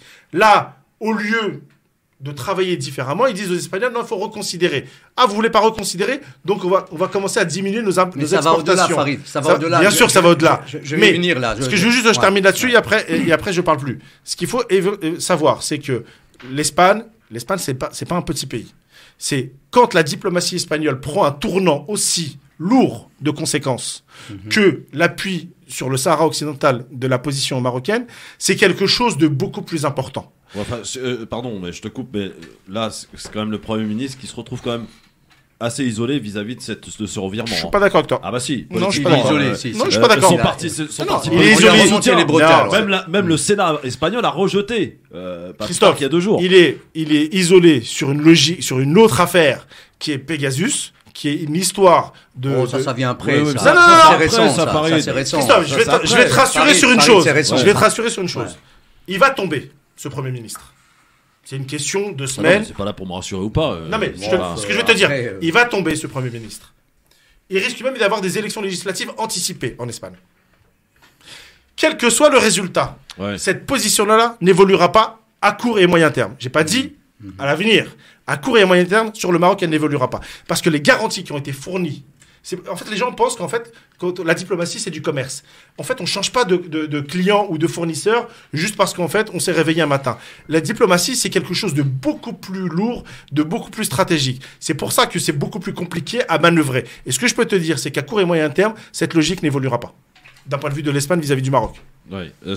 Oui, très bien. Donc, moi, je ne suis pas vraiment d'accord avec ce que vient de dire Farid, avec tous mes respects, bien sûr. Donc, après, on peut développer selon les réalités du terrain. Pourquoi tu n'es pas d'accord? Parce que ça va au-delà même de ces considérations-là. Il n'y a pas que des considérations politiques ou idéologiques. C'est que le Maroc... D'après, enfin, c'est des sources un peu, on va dire, pas vérifiées, mais il paraît-il que le Maroc a fait du chantage migratoire aux Espagnols. Donc le Premier ministre espagnol... C'est sûr. Et pas que le Maroc, d'ailleurs. Il y a eu donc une pression... Alger le fait tous les jours, à Paris. Non, l'Algérie... Alger le fait tous les jours. L'Algérie, à Oran, ils ont construit un mur pour empêcher justement ce qu'on appelle la migration clandestine. Mais il y a plusieurs types de migration. Je vous laisse parler. S'il vous plaît. Bien sûr. Non, mais t'as raison. Bon, d'accord. Je ne sais pas si je dois te tutoyer. Il n'y a pas de souci. Je te remercie, Farid. Faites-vous des bisous. C'est bien. Donc, pour revenir au Maroc, il y a une pression migratoire qui a été opérée du côté marocain. Les Espagnols n'avaient pas trouvé mieux que de soutenir les Marocains s'agissant du Polisario. Il faut aussi rappeler à nos auditeurs que c'est un cadeau empoisonné des Espagnols, le Sahara occidental. Les Espagnols sont sortis en 1975. Les Marocains ont pris le relais. Après, c'est rentré dans un conflit, on va dire, idéologique. On avait d'un côté une république, l'Algérie en l'occurrence, donc un peu progressiste, et vous aviez de l'autre côté un royaume pro-occidental, pro-américain, qui s'opposait frontalement avec les objectifs de l'Algérie. Et c'est ça qui a fait que la pomme de discorde a été le Polisario. Maintenant, si le Maroc, chose qui paraît quand même utopique, si le Maroc et l'Algérie s'entendaient sur le Sahara occidental en l'intégrant dans un ensemble, on va dire, régional de l'Union du Maghreb arabe, ça ne va pas poser problème dès lors où ça sera une enclave, au fait, qui appartiendra à cet espace, on va dire, géopolitique et économique. Et c'est ça qui fait c'est un peu utopique, je le dis bien. Bien sûr, c'est avec des pincettes. Pourquoi tu n'es pas d'accord, Farid, deux éléments. Sur l'aspect historique. historique. La d'accord. pression migratoire que le Maroc met sur l'Espagne. Il y a encore un autre détail que j'ai pas encore abordé. Hein. La pression migratoire. Christophe, faut pas me zapper. Hein. La pression migratoire que le Rabat met vis-à-vis via Ceuta, Ceuta et Melilla, Ouais. et globalement le détroit de Gibraltar. C'est complètement vrai, mais c'est très ancien. Ah non, c'est toujours d'actualité. Écoute, je suis. Oui, attendez. Le premier suis tangérois. Non, mais ça veut rien dire. Ça fait pas de vous un expert. Laisse-moi terminer. Non, ça fait pas de toi un expert. Laisse-moi terminer. Ça fait pas de toi un expert. Laisse-moi juste terminer. Ismaël, Oui, laisse-moi tu terminer. as dit que c'est très ancien, donc il est C'est-à-dire que cette Si c'est pression-là, ancien, je dis pas non. elle date C'est toujours depuis très d'actualité. longtemps. Non, alors, Bien sûr. alors, J'ai jamais- c'est vous On n'a permettez- jamais dit qu'elle était finie. Mais c'est très... à Madrid n'a jamais, si tu veux, c'est pas ça qui a fait changer la position de Madrid. Parce que envoyer de temps en temps, Alors c'est qu'est-ce qui a malheureux. fait changer la décision La position Non, de Madrid, c'est l'Ukraine. Non, il y a eu une invasion massive. Mais elle est régulière. Non, Elle est- massive. Mais elle est régulière. Non, en une journée. Mais c'est régulier. Non, en une journée, il y a eu un départ massif, je dis bien, du Maroc, de pratiquement 2000 personnes. Mais c'est 2000 régulier. personnes. Écoute, ces 30 dernières années, Tarek, elle a lieu régulièrement. C'est Bon, ça que je on veux va te laisser dire. Tarek parce que je vois que toi et moi, on va pas s'entendre. Non, mais on va tous s'entendre. Non, je veux dire, intellectuellement, bien sûr. Deux questions. Ouais. La première, pourquoi il y a eu 2000 aujourd'hui et 8 jours après, il n'y a plus rien? Exactement. La deuxième, c'est que c'est un vieux serpent de mer que le Maroc utilise. Quand elle est en position de faiblesse entre guillemets, absolument, elle Ben met oui. un coup de pression et elle dit aux policiers, Exactement. dites aux jeunes, allez, Allez-y. on ne sera pas là ce Et jour-là. Et je vais même, Non, mais c'est même pire que Et ça. ils les amènent en voiture. C'est et en pire que ça. camionnette jusqu'à la frontière C'est- et ils leur disent sautez le mur. Attendez. C'est même pire que ça. Alors Farid, Oui. juste, je voudrais te reprendre parce que tu as dit il y a l'Ukraine. En Oui. quoi l'Ukraine Ouais, est... J'allais y venir, moi aussi. Exactement. Alors pourquoi Bravo, l'Ukraine bravo. En fait, l'Ukraine, a changé complètement le paradigme des Européens.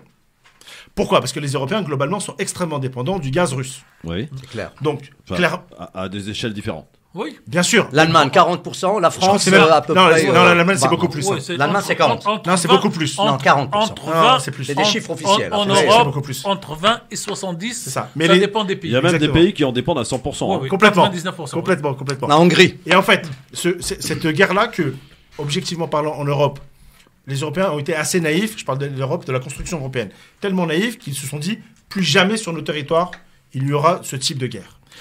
Cette invasion russe, en fait, a complètement chamboulé les chancelleries européennes. Mais Ouais. véritablement, Le les dogme. diplomates, tous les diplomates européens, que ce soit à Paris, que ce soit à Madrid, que ce soit à Rome ou quoi que ce soit, en Ouais. fait, ils ont été complètement déstabilisés. Disons que pour anticiper, ils préfèrent être entre les mains des Américains. Exactement. Contre les mains de n'importe qui d'autre. Voilà. Sur l'échelle mondiale. Sur le conflit ukrainien, les Européens savent que la seule logique pour pouvoir mettre un terme à la Russie, c'est de ne plus la financer. Or, vous faites la guerre à quelqu'un, mais vous lui donnez des milliards tous les jours. Tout à fait. Donc, ils oui, ont compris une chose. Et en c'est plus, tu achètes en monnaie, hein, dans sa monnaie à lui. Et en plus, tu revitalises sa monnaie. Comme il n'a pas d'économie, ça ne sert pas à grand-chose. Mais en tout cas, tu lui donnes beaucoup Ça d'argent. lui renforce un peu quand Ça même sa monnaie. renforce sa monnaie, Ouais. effectivement. Et donc, du coup, il ne vous a pas échappé qu'en France, il y a une véritable inflation. Oui, C'est clair. Et Voilà. ça fait, et ça fait Et que comment, c'est... En Allemagne, c'est encore le double, Et en Allemagne, c'est un peu plus important. 47% aux États-Unis. quand même. Dernier chiffre. Ah Non, oui. pas 47. Dernier chiffre, j'ai lu il y a Non, 3 par jours. rapport à quoi 47%, c'est le double. 37%, ça me paraît énorme. De ça. l'année dernière à cette année. Ah, sur une année. Oui, Sur une année, et d'accord, je puis, comprends donc, mieux. il y a eu- 47, il y a eu sur quoi la- Sur 47, quel c'est produit énorme. Sur quel produit Apparemment sur la totalité. Non, D'où non, l'augmentation. Ils étaient à 7%, des- Tarek. Non, hein. mais- Ils étaient à 7%. C'est entre 7 et 8. Voilà, Et voilà. c'est par mois. Vous avez 7 et rajouté 8, le c'est cap. juste... Non, non. Non, depuis excusez-moi, le début Christophe. du conflit. Par mois multiplié par 12. Et moi, j'ai pas été. Non, là- ça marche Ah oui, pas comme sur ça, le marche long pas comme ça, terme. ça marche pas comme ça, l'inflation, mais c'est pas grave.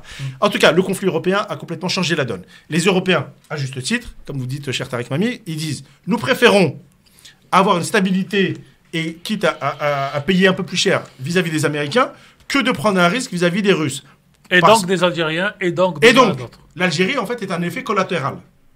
Les Espagnols, en réalité, qui sont fait dépendants d'accord. du gaz, mais pas que du gaz algérien, 40% du gaz D'accord. algérien, mais ils ont du gaz norvégien, ils ont du gaz Américain. américain, etc. Les Américains, donc les Espagnols, là, nous sommes au printemps, bientôt l'été. ce qu'il faut savoir, c'est qu'en fait, les approvisionnements de gaz, en fait, s'anticipent quasiment 1 an, voire 2 ans à l'avance. C'est clair. D'accord.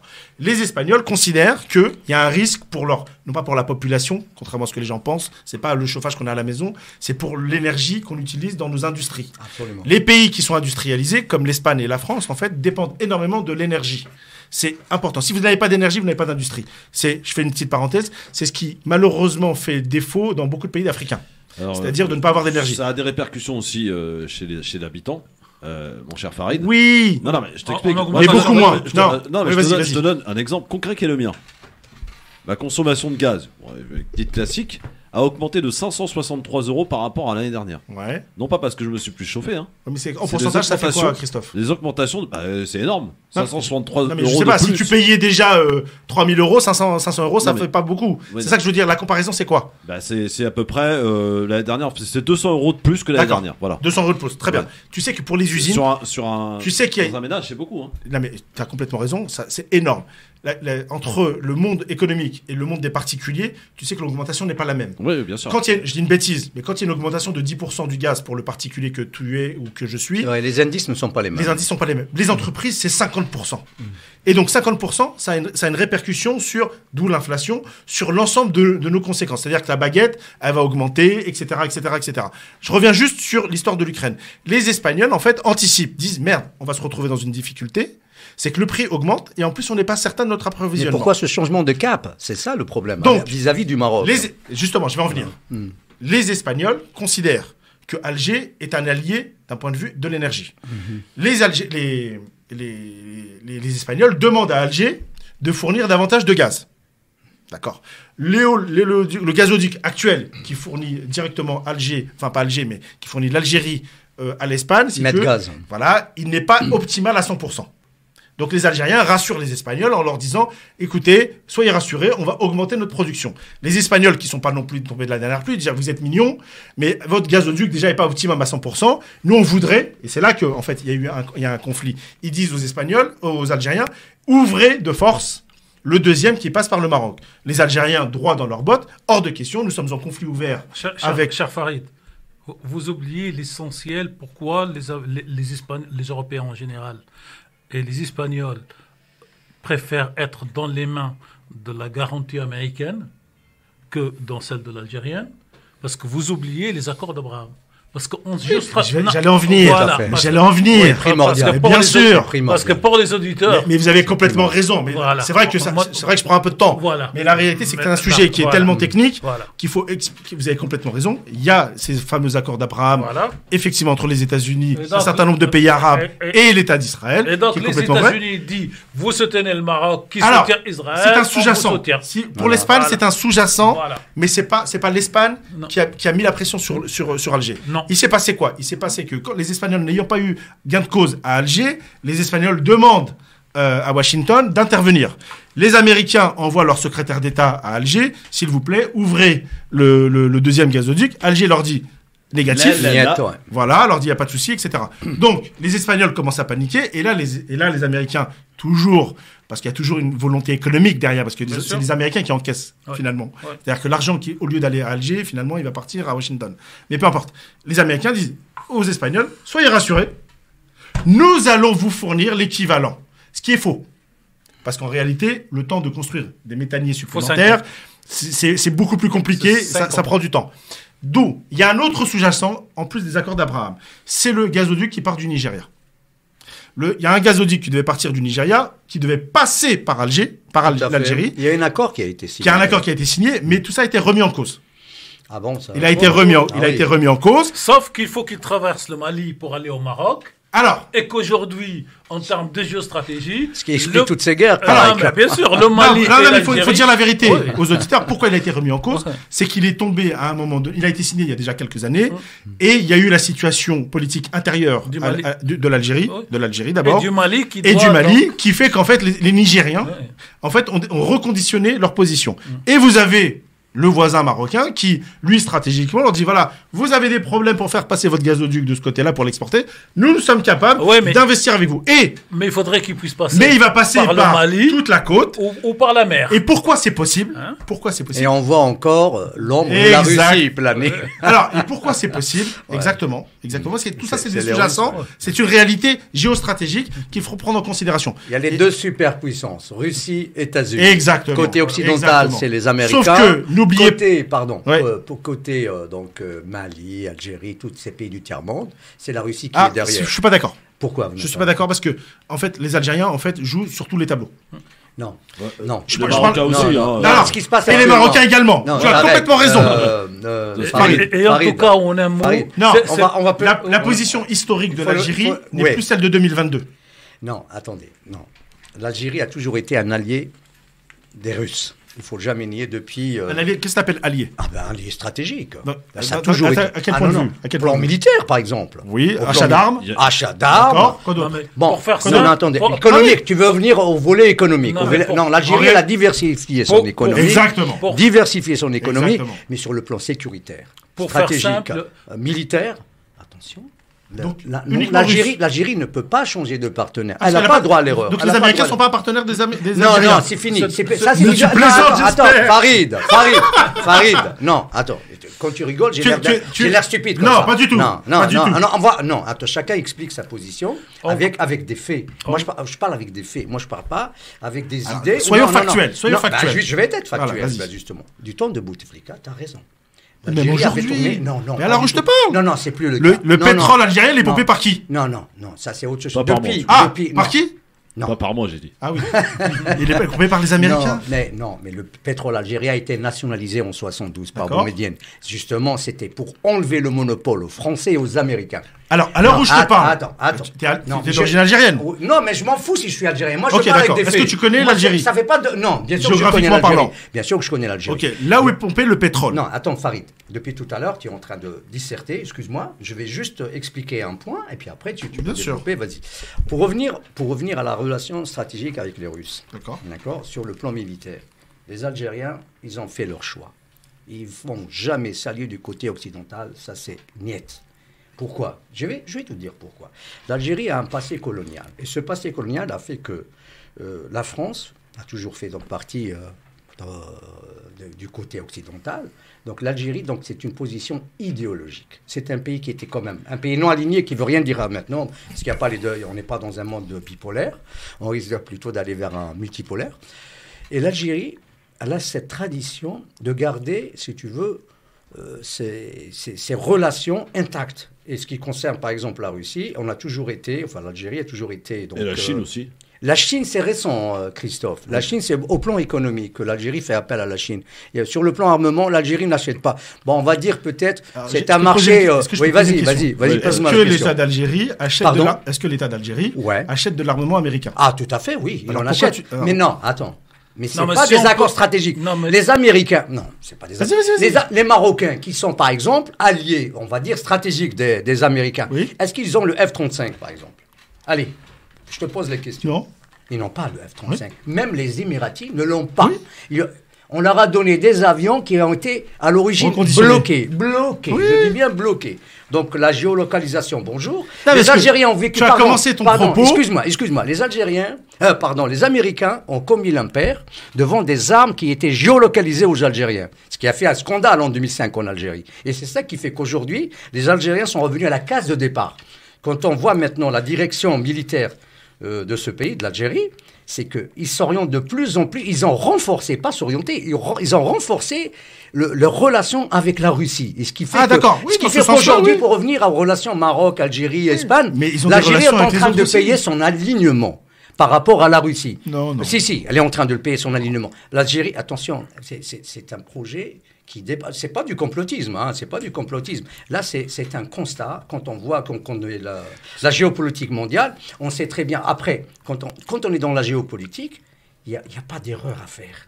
Les erreurs à faire, elles ne sont pas admises. Les Algériens... Et pourtant, il y a des erreurs. Non, bien sûr qu'il y a des erreurs. Je ne dis pas qu'il n'y a pas d'erreurs. Mais les erreurs n'en ne a sont pas pas fait. admises. Voilà. Tiens, je te pose Exactement. une question, Farid. Exactement. Ouais. Non, tu sais, Christophe, avant de me poser cette question... Non, mais c'est bien Farid. Oui, vas-y. Attends, réponds à cette question. Oui. Est-ce que les accords d'Abraham sont une erreur pour le Pour Maroc? moi, non. Pas que pour le Maroc, d'ailleurs. Pour moi, non. Pourquoi? Non, Pour une raison très simple. Stop. Non, c'est si. bon. Non, mais je peux lui répondre. Pourquoi, pour moi, ça n'est pas une erreur?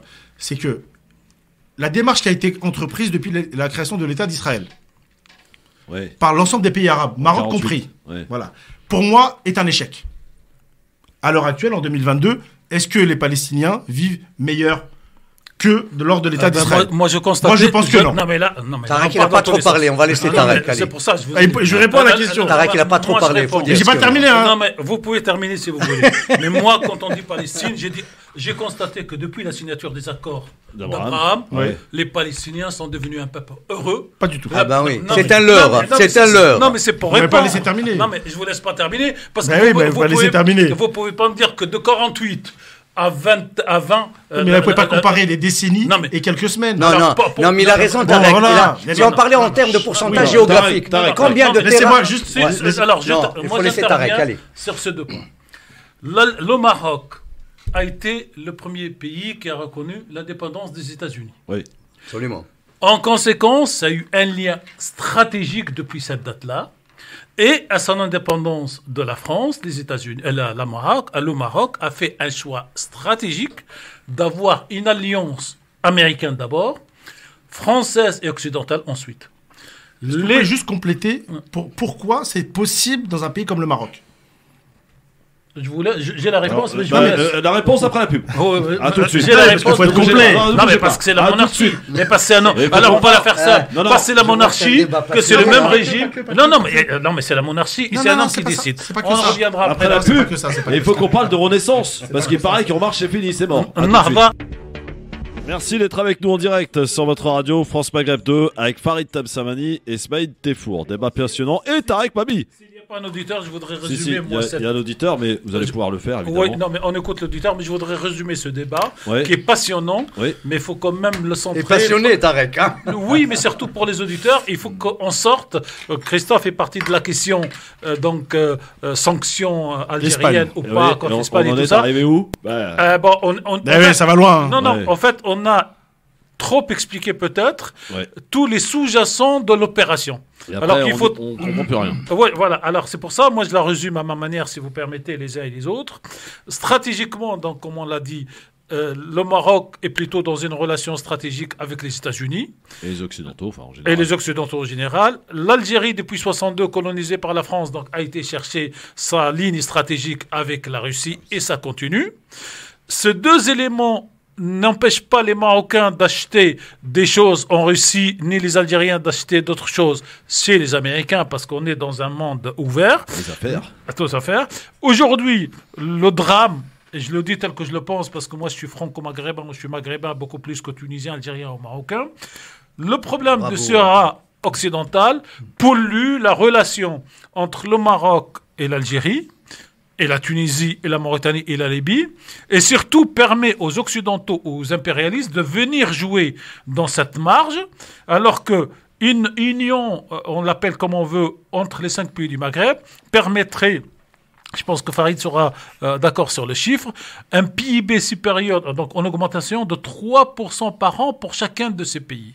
Regardez donc comment... Même plus que ça. Non, mais c'est un minimum, quoi. Tarek, j'ai une question à vous poser. Parce que là, vous faites référence à un problème qui effectivement existe depuis des années et des années. Depuis 1975. Voilà. Est-ce que ce qui s'est passé là et la rupture des relations, c'est lié réellement à ce problème du Polisario ou c'est lié aussi aux accords d'Abraham Voire autre chose. Voilà, c'est pas que ça. Je pose des questions. C'est au-delà de ça. Est-ce que de voir venir les bases israéliennes à la frontière algérienne n'a pas agacé un peu l'Algérie? C'est au-delà de ça. En politique, je pose des questions. En politique, vous n'en avez pas une question, une réponse. C'est pas 2 et 2 égale 4. C'est 2 et 2 égale 9. Mais pourquoi égale 9? Parce que vous y rajoutez l'histoire. Vous rajoutez l'inimité d'une génération, vous y rajoutez d'autres intérêts stratégiques, vous y intégrez les intervenants extérieurs que tu dis toi. Est-ce qu'on peut simplifier même les choses sur cette chose-là? Ce que tu dis, Christophe, il y a ces éléments-là, c'est vrai, et il y en a beaucoup d'autres. La réalité, c'est que dans une zone géographique, là on parle du Maghreb, mais on pourrait parler de l'Amérique du Sud ou de l'Europe ou de tout ce que tu veux. Il y a ce qu'on appelle l'hégémonie d'un pays sur les autres. La réalité, elle est celle-ci. L'Algérie, par son histoire, parce qu'il faut quand même rappeler que c'est un pays qui a combattu beaucoup plus que n'importe qui d'autre pour son indépendance. La Mecque des révolutions. Exactement. L'Algérie, en réalité, considère, quand je dis l'Algérie, attention, je parle le régime, les régimes qui se sont succédés. L'élite politique. Voilà, parce qu'il faut faire attention toujours avec les peuples et les. Il faut pas mélanger. les régimes. Exactement. Mais globalement, les régimes politiques qui se sont succédés à Alger ont toujours considéré, parce qu'ils avaient payé beaucoup plus cher l'indépendance que n'importe qui d'autre, que la Tunisie, que le Maroc, que la Mauritanie ou la Libye, qu'ils se considéraient comme étant l'hégémonie sur l'ensemble de la zone. Ce qui a longtemps fonctionné vis-à-vis de certains pays, ce qui ne peut pas fonctionner vis-à-vis du Maroc, pour deux raisons. Une qui est purement géographique. Tout à l'heure, je ne l'ai pas terminé, mais pourquoi le Maroc est un allié des Américains, au-delà de l'histoire de la reconnaissance de l'indépendance, etc. C'est purement idéologique et c'est purement géographique. Le Maroc est le pays musulman ou arabe le plus occidental sur la carte du monde. Je suis pas d'accord. Occidental, géographiquement. Géographiquement parlant. Géographiquement. Bien sûr. Ah non, pour faire simple, chose. Pardon. Géographiquement. Le plus proche des États-Unis par rapport à la Tunisie. Mais oui, mais l'Algérie aussi, elle a 150 km d'Alicante aussi. Non, mais c'est pas les États-Unis. On est à 1 heure de Marseille. Mais tu sais que psychologiquement, ça change beaucoup de choses. C'est un pays soit à vocation touristique. Il est vrai que les Marocains sont beaucoup plus ouverts par rapport au reste des pays arabes. Non. Ils sont plus ouverts. Pourquoi? Parce qu'ils sont en contact avec. On parle de géostratégie physique. Le Maroc. Voilà, je vais m'arrêter là-dessus, mais c'est un élément qu'il ne faut jamais négliger dans la compréhension de pourquoi le Maroc dans son ensemble. Et ensuite, il y a la notion, comme vous l'avez dit, la notion monarchique. La notion monarchique, en fait, est quelque chose d'extrêmement important pour le Maroc. Et donc, du coup, d'où l'incompréhension que l'on peut avoir entre. Et c'est la source du pouvoir. Non, mais il a raison, parce que c'est vrai que beaucoup de gens comme moi ont un peu de mal avec les monarchies et compagnie. Ça, je dis, voilà, c'est sûr que. Vous avez de la chance de ne pas être né avant 1789, Christophe. Karim, il aurait été guillotiné, Louis. Karim de Tremblay est avec nous. Salut, mon Karim. Oui, bonjour à tous. Bonjour Karim. On t'écoute. Oui. Très très intéressant votre débat. Moi, je m'intéresse beaucoup à tous ces conflits qu'il y a. Du gaz sur la ligne, hein. Du gaz algérien qui est. Il y a du gaz sur la ligne. Je ne sais pas d'où ça vient, par qui il est produit, par qui il est envoyé, mais il y a du gaz. Alors vas-y, on t'écoute, Karim. C'était une blague pour me dire que vous m'entendez pas ou Non, il y a une espèce de petite ronflette derrière. Il y a une espèce de bip sur votre appel téléphonique. Alors, est-ce que vous... Alors, attendez, là, ça sera mieux. Voilà, beaucoup mieux. Voilà, c'est ça. Je vais garder le téléphone à la main, tant pis. Donc, je disais, c'était très intéressant. Attention si vous conduisez. Pardon? Attention si vous conduisez. Oui, non, ne vous inquiétez pas. Je suis dans les bouchons, donc ça va. D'accord. Voilà. Donc, je vais essayer d'être... j'essaie toujours d'être objectif dans cette histoire avec entre l'Algérie, le Maroc, Israël, etc. Après, voilà. On était à l'Algérie et l'Espagne au départ. Je rappelle, on était en train de parler d'Algérie et l'Espagne. Voilà, mais voilà. Bon, je sais que je peux pas être forcément totalement objectif, mais bref. Donc, moi, je voulais en venir sur parce que j'ai un moment, j'ai entendu Farid dire que c'était une autre stratégie de le fait les accords d'Abraham, que ça pouvait peut-être plus ce que j'ai compris. Hein, fallait changer de cap, de solution. Alors, j'ai pas terminé malheureusement, mais c'est à peu près ça. Voilà, c'est à peu près ce que j'ai compris. Maintenant, moi, dans les accords d'Abraham, je connais pas tout, je l'ai pas lu en détail. Quid des Palestiniens réfugiés? Quid de Jérusalem, on sait qu'ils veulent que ça soit leur capitale. Je vais être méchant, cher auditeur. Il y a quid de rien du tout. Ah oui.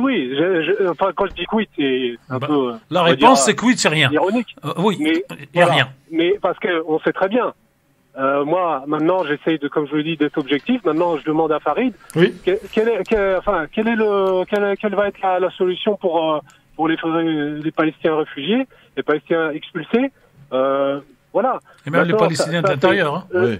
Pardon. Même les Palestiniens de l'intérieur. Et parmi les Palestiniens de l'intérieur, même parmi les Arabes palestiniens en israélien. Exactement. Pour être honnête avec toi, les accords d'Abraham, en fait, ils ont absolument pas considéré. Voilà. Les pays qui ont signé ces accords-là, les ont signés parce qu'ils étaient des pays. Et, il faut être honnête, ils ont clairement abandonné, pour moi, la notion, ou en tout cas les Palestiniens, les Palestiniens n'ont pas pris part à ces accords-là, mais aux discussions. D'accord?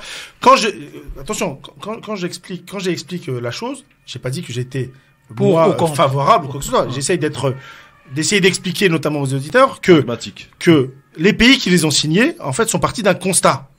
Et ça, c'est ce qui, à mon avis, pour le Maroc, c'était un deal. J'ai pas dit. Faut rappeler le Maroc, c'est un deal.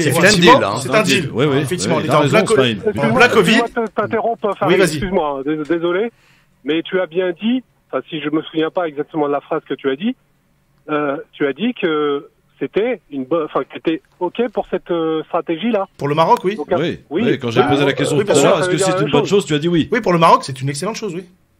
Sur quel plan, par exemple? Sur le plan économique, tout simplement, et le plan stratégique. Plan économique. Et oui, regarde, qu'est-ce qui a découlé? Alors, je sais pas, il a dit qu'il était de quelle origine? Non, il a pas dit. Il a dit. Pardon, excuse-moi, Karim. Il s'en fout de l'origine, il a dit. Vous allez comprendre pourquoi je vous pose cette question-là. C'est pour ça que je voulais. Vous allez comprendre pourquoi je pose. Vous avez compris de quelle origine il est, mais bon, voilà. Non, je sais pas. Moi, ma femme est marocaine. Alors, j'essaye d'être objectif. Donc, qu'on soit marocain ou qu'on soit pas marocain, peu importe. Voilà, mais bon, voilà. C'est pas ça. Laissez-moi juste terminer. Laissez-moi juste terminer. Pour ceux qui s'intéressent notamment à l'économie marocaine et au budget de l'État marocain. Il est public, donc vous allez sur Internet, vous allez chercher le budget de l'État marocain. La part de l'investissement qui est lié aux provinces qu'on appelle les provinces du Sud, c'est-à-dire le Sahara occidental au Maroc, est une part extraordinaire. Je dis bien extraordinaire en termes de budget pour l'État marocain. C'est autant d'argent qui n'ont pas servi à développer autre chose. Par exemple, le Rif dans le Nord et tout ce qui s'est passé. Allez, on va faire globalement sur l'ensemble du pays. On va pas en faire du régionalisme gratuit. Même si je comprends ce que vous voulez dire. Non, mais vous comprenez pas. Eh bien, je veux dire parce que c'est la partie qui était considérée la plus pauvre du Maroc. C'est pas parce que le Maroc a énormément investi. notamment. Le pouvoir marocain a énormément investi dans les zones du Sahara. De l'ancien Sahara espagnol. Ça coûte énormément d'argent. La crise du Covid. Il y a 150 000 soldats à entretenir. Exactement. Pour ceux qui connaissent un peu le Maroc, ce sont des financements. Quand je vous dis extraordinaire, c'est très lourd. C'est extrêmement lourd. C'est un choix stratégique que ce pays a fait. Bon, critiquable, pas critiquable, en tout cas, c'est une réalité. Ils sont arrivés, à mon avis, ça c'est ma vision des choses, à une limite. La crise du Covid, en fait, le Maroc n'a pas les ressources financières d'autres pays. Le Maroc est arrivé à une limite économique. On est d'accord. Donc, à un moment donné, il y a un choix. Vous avez des gens, effectivement les Américains, qui disent « Nous sommes capables de vous aider sur ce plan-là. » Non, mais là, on est d'accord, Farid. La question... J'essaie d'expliquer pourquoi, pour moi, c'est une bonne chose, les accords d'Abraham. Mais derrière, est-ce que ces accords d'Abraham, est-ce que ce poids lourd économique justifie que celui qui est par ailleurs le président de c'est ça la question. D'un point de vue islamique, éthique, humain, est-ce que pour sauver humain, je sais pas. Non mais islamique humain, pour moi islamique humain, c'est ma lecture. Non mais pour moi c'est ma lecture. D'un point de vue islamique alors. D'un point de vue islamique, oui, parce que quand vous êtes un lâchage. Non mais je vais t'expliquer pourquoi. C'est un lâchage. Non mais quand vous êtes allez, je vais faire une caricature, que vous soyez chef d'État ou que vous ayez une entreprise, etc. Votre problématique, elle est votre zone géographique. D'accord? J'habite à tel endroit. Ma problématique, c'est d'abord ma famille, ensuite ma zone géographique, etc., etc. Et si je peux, et tant mieux, je m'intéresse bien au-delà. Le choix qui a été fait, il est de s'occuper de la politique marocaine. Au détriment, moralement, je l'accepte, sur un pays qui est frère mais qui est lointain. J'ai pas dit que j'étais favorable à ça. Je dis juste que c'est comme ça que le raisonnement est arrivé. Et vous pouvez pas en vouloir à des gens qui doivent s'intéresser à comment je vais donner à manger à ma population en disant voilà, j'ai cette opportunité-là, je pèse le pour et le contre. L'avenir nous dira est-ce que c'est pas ou pas. Là où vous avez raison. Avant son âme au diable. Ça, c'est un jugement de valeur que vous faites. Non, c'est pas un jugement de valeur. Non, c'est un constat. Là où Karim, 5 secondes, là où vous avez raison, les pays qui ont signé les accords d'Abraham, ça ne veut pas dire que rien n'a gagné. Non, ça veut pas dire. Qu'est-ce que ça a ramené en Égypte? Non, mais ça ne veut pas dire que c'est des républiques exemplaires. Hein. Mais c'est toutes des monarchies où un homme seul prend une décision unilatérale et après la machine tourne. Je comprends. C'est pas une monarchie, l'Égypte. Non, mais l'Égypte, on peut comprendre. Il y a des circonstances. Il y avait le Sinaï. Non, attendez. Non, il y avait le Sinaï qui était en jeu. Les Égyptiens, en contrepartie, récupéré une parcelle.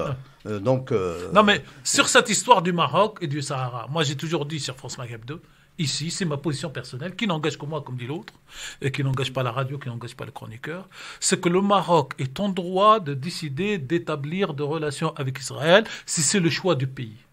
Ce que je ne suis jamais arrivé à comprendre, c'est le fait qu'on passe par un deal, tu me reconnais, je te reconnais. Voilà. Parce que pour moi, pour les Marocains, le Sahara et les Marocains, il est Marocain. Il n'y a pas besoin d'aller chercher une tierce personne pour me confirmer que je suis dans mon droit. Ça repose sur rien juridiquement, attention. Non, mais je parle pas juridiquement. Ça repose sur rien. Non, mais je parle du deal. Non, mais on termine là. Donc, moi, ce qui me gêne dans ce dossier, c'est le deal. Mais que le Maroc décide de tous ses choix, c'est un pays souverain. Ça reste un pays souverain. Exactement. C'est un pays souverain et que d'ailleurs même certains Marocains contestent cette décision, comme d'autres peuvent le faire en toute liberté, en démocratie. Je sais pas. Et c'est pas parce que il y a eu même une répression. Attention. À Rabat, il y a eu une répression. Féroce. Il y a eu une répression. Au lendemain de la signature. Est-ce que je t'ai dit ça, moi? Ouais, bah voilà, je te le dis. Moi, il y a eu de la répression, bien sûr. Mais au plan intérieur, on a cassé. Ne défends pas mes propos. Tu dis. Tu parles de la population marocaine. Oui, je te dis révoltée pour certaines d'entre elles. Une partie de la population marocaine est contre ces accords-là et une partie a essayé de se révolter. Il n'y a pas de démocratie. Si on laissait les gens s'exprimer, si on laissait les gens s'exprimer, crois-moi, tous les pays arabes, les peuples arabes. Oui, mon Karim, je suis désolé. Désolé, Karim. Désolé. On se tait. Oui, allez-y, Karim, allez-y, on vous écoute. Alors, voilà, bon, Karim a très bien, Farid a très bien expliqué la situation du Maroc économiquement. Forcément, on essaye toujours de se favoriser et favoriser son peuple, ce que je peux comprendre. Maintenant, si c'est au détriment de ses principes, là, à un moment ou à un autre. Dans les affaires, il n'y a pas beaucoup de principes, malheureusement. Non, mais c'est quoi les principes du Maroc? Malgré tout, si on peut avoir des principes, malgré tout. Et justement, comme disait Tarek, ce qui est triste dans l'histoire, c'est que économiquement, ils peuvent très bien s'en sortir autrement que de jouer à ça. Ah, ça c'est ce que vous pensez. Autrement, ils peuvent très bien faire une union maghrébine, une union africaine, et ça marcherait, voire mieux. Donc voilà. Bon, merci Karim, merci beaucoup. C'est des points de vue qui se discutent, mais on aura l'occasion d'en reparler, les enfants. En tout cas, ça a été très bon, parce qu'on est capable de pouvoir débattre sur des sujets sur lesquels on n'est absolument pas d'accord. Non, mais c'est pas qu'on soit pas d'accord. On n'a pas les mêmes lectures. Voilà, bien sûr. Ce que tu as permis, Christophe, c'est, même si on n'a pas effectivement les mêmes lectures, c'est d'essayer d'expliquer. Voilà. C'est-à-dire que c'est pas parce que. Faut pas dire je suis pour, c'est dépassionner un peu le débat. C'est que, en réalité, derrière, c'est beaucoup plus complexe que ça. Surtout quand on parle de géopolitique. Dans un instant, le zapping sur France Maghreb 2, et on fera un petit tour par un 8 mai. On a le 8 mai, en Algérie, et le 8 mai aussi côté Sénégal. A tout de suite.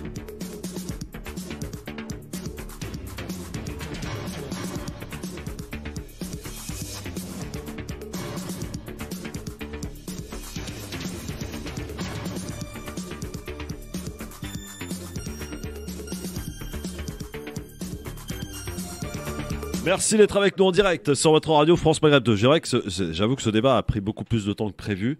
Du coup, la renaissance n'aura pas lieu aujourd'hui. En tout cas ici. On verra pour le reste en tout cas. Messieurs, on va passer maintenant au zapping. Avec mon petit jingle que j'adore, que je vous propose de réécouter. Un petit jingle qui introduit le zapping. Je crois que vous avez certaines choses à me dire. Vous alliez le faire gagner parce que c'est notre projet. C'est insupportable, enfin, votre attitude. Mais enfin, ça va pas! Il faut que la police tire à balles réelles dans ces cas-là. Ne pas s'asseoir sur une chaise rouge parce que le rouge serait la couleur du diable. J'ai grandi et baigné dans l'islam. Oui. El Hamdou, je le connais par cœur. D'accord. Ça va! C'est insupportable votre attitude sur les plateaux de télévision. Vous croyez qu'ils oseraient venir ici? Comment ça ose tout? C'est pas ça qu'on les reconnaît. Bon, alors on va parler du 8 mai parce que ça approche à grands pas, c'est dimanche, hein, le 8 mai évidemment, avec des célébrations un petit peu partout en France. On parle aussi de l'autre 8 mai en Algérie, beaucoup moins glorieux pour le coup, avec beaucoup de morts à l'époque, à Sétif notamment, mais pas que. Et il y a aussi... Il y avait 3 villes, Smaïn, donc c'est Sétif, Guelma, Harrata. Et Harrata. Merci, je cherchais les 3 villes en l'occurrence. Merci Smaïn. Et on a appris il a appris ça à l'école, donc il va pas l'oublier. Le 8 mai sénégalais. Alors qu'est-ce que le 8 mai sénégalais? Bah écoutez ce petit son et on accueillera notre ami Moussa Kouaté dans un instant qui est avec nous. Paris, la place de l'Étoile, au centre l'Arc de Triomphe, vers lequel convergent des visiteurs plutôt inhabituels. Ces visiteurs, ce sont des Baïfal, musulmans de la confrérie mouride du Sénégal.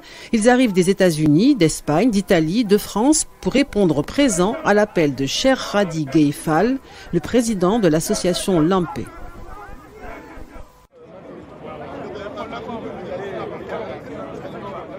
Bonjour, salam alaikum. C'est Baïfal International.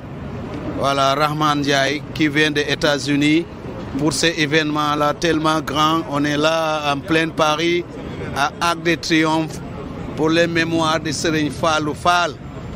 8 mai 1918, 8 mai 2018, cette date anniversaire de l'armistice marque le centenaire jour pour jour de la fin de la Grande Guerre 14-18. Tandis que la France entretient depuis 100 ans la mémoire autour de ses soldats tombés au champ d'honneur pour défendre la patrie, les descendants du tirailleur Mame Fallou Fall et ses frères d'armes sénégalais morts pour l'Empire ont obtenu l'autorisation pour la toute première fois d'organiser cette commémoration sous l'Arc de Triomphe devant la flamme du soldat inconnu. Et nous sommes avec Moussa Kouaté. Bonjour Moussa. Bonjour Christophe, bonjour chers auditeurs de France Maghreb 2. Comment ça va mon Moussa? Toutes mes condoléances pour l'élimination de Marseille hier soir. Hein. Oui, mais vous savez, Marseille, c'est le Real de Madrid sans Benzema. Ce n'est plus le Real de Madrid. Moussa, répondez pas à la provocation. Ne tombez pas dans les pièges. Vous allez nous parler d'histoire et on vous parle de match de foot. Décidément, le foot. C'est aussi l'histoire un peu. Le foot pour il est tête. Algérie, Cameroun, Marseille. Bon, allons-y au 8 mai. Qu'est-ce que ce 8 mai, mon cher Moussa? Ce 8 mai est une date à retenir parce que vous savez très bien qu'il y a des Français d'ailleurs, comme on dit, des Français d'ailleurs, c'est-à-dire au Sénégal. Tu prends une ville comme la ville de Saint-Louis, ils ont été Français avant les Niçois, ils ont été Français avant les Strasbourgeois. Donc nous sommes des Français d'ailleurs. Et pendant la Première Guerre mondiale, le premier député noir à l'Assemblée nationale française qui s'appelle Blaise Diagne, que son fils a été footballeur au Racing Club, qui a été le premier noir à porter le maillot de l'équipe de France, qui a été champion de France avec le Racing en 1934 et il a fait la Coupe du Monde 38. Son père était le député Blaise Diagne. Le député Blaise Diagne avait convaincu les marabouts, les chefs religieux. Les chefs religieux les plus importants à cette époque, c'était les Mourides. Les Mourides qui sont la confrérie de Cheikh Ahmadou Bamba. Et Cheikh Ahmadou Bamba avait un lieutenant qu'on appelait un Baïfal. C'est les gens qui sont des rastamans que tu vois avec des locks, qui s'habillent avec les patchwork. C'est ce qu'on appelle les Baïfal. Donc, un pacte avait été signé entre Blaise Diagne et ses chefs religieux. Donc, Serigne Touba avait donné 330 soldats à la France. Et il voulait faire partir son fils. Et le Baïfal a dit non. Moi, je suis ton lieutenant. Je vais faire partir mon fils aîné. Son fils aîné s'appelait Serigne Falilou Fall. Serigne Falilou Fall est venu. Le chef des Tijanes, El Haji Malik Sy, qui est de la confrérie Tidjania, a donné son fils aîné, qui s'appelait Sidi Mohamed. Sidi Mohamed aussi est venu participer à la guerre aux côtés de la France, pour libérer la France. Sidi Mohamed est décédé à Salonique, en Grèce. Seigne Fallou Fall est décédé en France, mais on n'a pas retrouvé leur tombe. Ce sont des soldats inconnus. Donc, depuis 2018, nous avions demandé à la France de commémorer nos anciens. Et si nous commémorons ces morts, c'est qu'ils représentent tous les Africains qui sont tombés et qui sont morts inconnus. Donc, à l'occasion du 100e anniversaire en 2018 jusqu'à maintenant, chaque 8 mai, on fait un dépôt de gerbes de fleurs à la mémoire de ces soldats disparus. Et donc rendez-vous ce dimanche. À l'Arc de Triomphe de Paris. Et donc rendez-vous ce dimanche, Moussa. C'est ça. Ce dimanche. C'est à quelle heure? Il n'y aura pas de gerbes de fleurs qu'on va déposer pour des raisons de travaux et tout ça, mais il y aura une marche. À quelle heure, Moussa? À partir de 14h. Très bien. Voilà, merci. Donc Christophe, on part de l'Arc de Triomphe. On va traverser tout Paris jusqu'à l'église de Madeleine. Très bien. Et il y aura des milliers de Sénégalais et milliers d'Africains. Nous invitons tous les Africains. Et de Marocains. Ce n'est pas une affaire sénégalaise. Merci Moussa pour cette leçon d'histoire en tout cas. En tout cas, moi j'appelle ça le 3e 8 mai, parce que nous commémorons en France le 8 mai, donc la victoire sur le nazisme. En Algérie, ils commémorent donc les massacres de Sétif de 1945. Et là, nous découvrons, et moi je le reconnais devant les auditeurs de France Maghreb 2, grâce à vous, Moussa, j'ai découvert ce matin ce 8 mai sénégalais. Donc, il va faire partie de la mémoire collective des auditeurs de France Maghreb 2.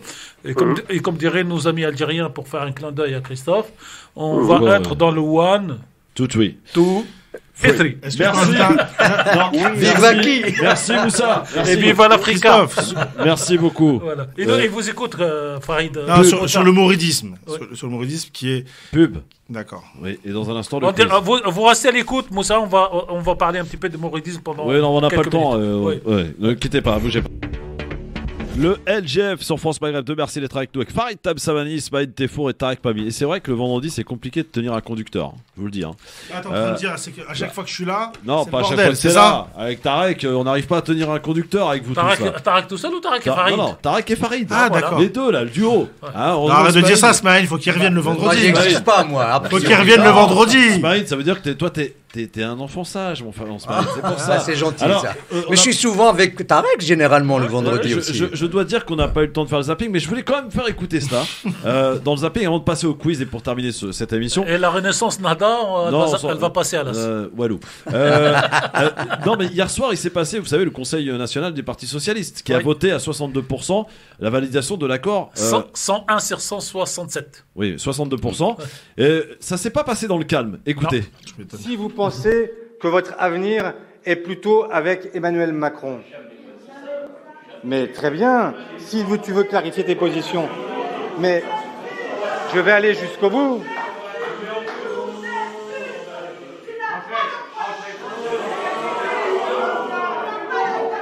Allez.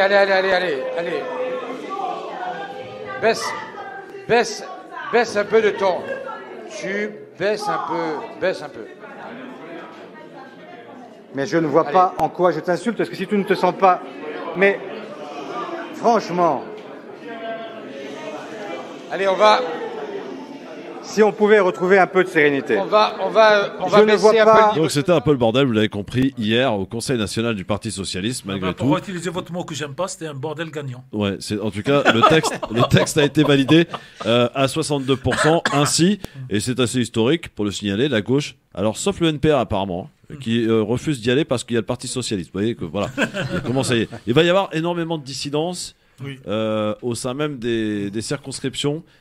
Ça commence d'ailleurs à être déjà le bordel, je vous le dis franchement. Non, mais bon. Stratégiquement, objectivement parlant, le Parti socialiste n'avait aucun intérêt à aller dans cet accord-là, pour une raison très simple. Et il n'avait pas d'autre choix que d'y aller. Non, voilà.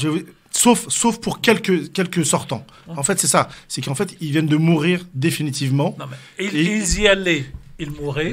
Exactement. Ils mouraient. Je suis d'accord. Voilà. Sauf que parfois, il faut mieux mourir dans la dignité. Voilà. On a parlé tout à l'heure de dignité. Bah, vaut mieux parfois mourir dans la dignité. Voilà. Pourquoi je dis ça, Christophe? Pour leur intérêt économique, pour reprendre votre. C'est qu'ils étaient combien de sortants? Non. Ils étaient 22 ou. Les socialistes. 25, je crois. 25, voilà, un truc comme ça, quoi. Bon, on sait pertinemment qu'ils ont fait un score minable à la présidentielle. Que là, en vérité. D'ailleurs, c'est marrant parce que Mélenchon, qui les a fusillés pendant des années, finalement, il les récupère. Il a pris sa revanche. Mais eux, ils ont fusillé. Non, mais attends. Certains voient comme une revanche de Mélenchon, effectivement, mais moi, je le vois pas forcément comme ça. Pour moi, il a insulté tous les gens qui, pendant des années, en fait, avec qui crachaient sur le Parti Socialiste. Oui, mais les Pourquoi autres insulté. Mettez-vous à la place. Non, mais vous avez raison. Mettez-vous à la place de gens qui ont milité avec. C'est Valls qui est contre. Non mais pourquoi Valls? Il y a François Hollande. Mais Valls, il est plus au Parti Socialiste. Il y a Hollande qui est contre. Il y a Cazeneuve qui est contre. Je pense que Tarek, il y a que les idiots qui changent pas d'avis. Exactement. Mais je pense que c'est une excellente chose par contre pour les vrais socialistes, parce que grâce à ça, ils vont devoir construire malheureusement pour eux. S'ils existent. Ils existeront. Après les législatives, en fait, tout le monde va repartir dans son coin. Parce qu'en vérité, tout ça, c'est un cache-misère. C'est pour essayer. 0,4 voilà. euros dont on parlait tout le temps. Très bien. C'est tout. Le quiz. Donc c'est économique. Le quiz. Alors, comme pour le Maroc tout à l'heure. Laissez le Maroc. Laissez tout le monde tranquille. Alors. Le quiz qui devait avoir lieu hier, mais on a eu un témoignage assez fort et puissant hier soir. Oui, c'était très poignant. Poignant et dur. Et Aminak, bon courage à elle, je ne sais pas comment elle va continuer, mais... non, mais elle a une force incroyable. Hein. Franchement, voilà. Alors, elle a une force et une faiblesse, et j'espère que sa force... l'emportera sur sa faiblesse. On est d'accord. Alors, le quiz, du coup, je me suis dit, j'ai pas besoin d'en refaire un, puisque mes questions sont là. Donc, c'était un quiz qui est en rapport avec hier. Mais pas que. Ah, tiens, question histoire. Quelle équipe de foot, messieurs, remporte la première Coupe de France en 1918? Celle-là, si vous me la trouvez. En quelle année? En 1918. Alors c'est une équipe qui a battu Lyon 3-0. Non, mais je vous pose la question. Oui. En quelle année le PSG a été créé? On s'en fout du PSG. Non, c'est pas le PSG. En quelle année le OM a été créé? Christophe, c'est Reims? En quelle année? C'est pas Reims. C'est Saint-Etienne. Saint-Etienne? Non, du tout. Alors, il y avait Reims, il y avait Saint-Etienne. Non, en 1918. Oui, non, mais c'est ce que je dis. Dans les années 60, là. Non, mais c'est les deux anciens. Saint-Etienne. Quelle équipe remporte la première Coupe de France en 1918? C'est pas Saint-Etienne. Bordeaux. Non, pour faire un indice, c'est une équipe dont on n'entend absolument pas parler en ce moment. Paris FC? Laissez-le finir. C'est une équipe qui est toute proche de Paris. Mais Paris FC? Non. Tout proche de Paris. Tout proche de Paris, c'est Racing. Saint-Denis? Non. C'est Colombe. Auxerre. Colombe. Non.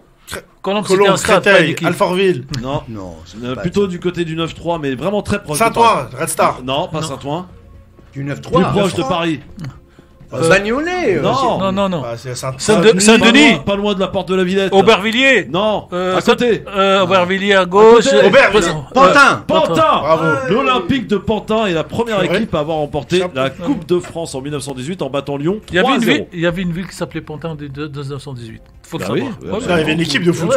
Moi qui suis pas amateur de foot. Là, ça va jouer à la rapidité. Quel ex-premier ministre a décidé de quitter le Parti Socialiste? Cazeneuve. Merci. Après, donc, les accords signés hier. Avant même. Même avant, exactement. Oui. 1992, effondrement d'une tribune de quel stade? Bastia. Le stade s'appelait comment? Stade Feriani. Avant la coupe, le coup d'envoi, de la demi-finale. Et on a fait une grande célébration il y a quelques jours. Oui. Le bilan était lourd, hein. 18 morts et plus de 235 blessés. Voilà. Effectivement. Alors. Autre question, et c'est vrai que moi je m'en souviens des images de Furiani à l'époque, c'était chaud hein, quand même. Quel pays organisera la Coupe d'Afrique des Nations féminines en juillet prochain? On en a beaucoup parlé tout à l'heure. Algérie? Non. Quel pays? Alors. Le Maroc, et bonne réponse, c'est le Maroc qui organisera la Coupe d'Afrique des Nations féminines. Avec l'équipe algérienne qui ira, j'espère. Je cherche à présent un sculpteur, caricaturiste, dessinateur et créateur aussi de costumes de théâtre français. Il est mort en 1892 c'est loin, et il est aussi le fondateur avec Arthur Meyer d'un musée qui porte son nom. Grévin, Alfred Grévin est une bonne réponse. Chapeau. Merci. Le mari de quelle chanteuse a été de nouveau incarcéré à la prison de Nanterre Oui, son mari s'appelle Patrick Antolini et il a été incarcéré pour exercice illégal de la fonction d'agent de sécurité et aussi escroquerie. Et dernière question, je cherche un philosophe et économiste allemand né en 1818. Marx, bonne réponse. C'est notre ami Smaïn Teffour qui l'emporte. Bravo. Merci messieurs, bon week-end. Merci Tarek, merci Farid, merci Smaïn. Quelle belle émission aujourd'hui. Ciao à tous. Et à lundi en direct évidemment.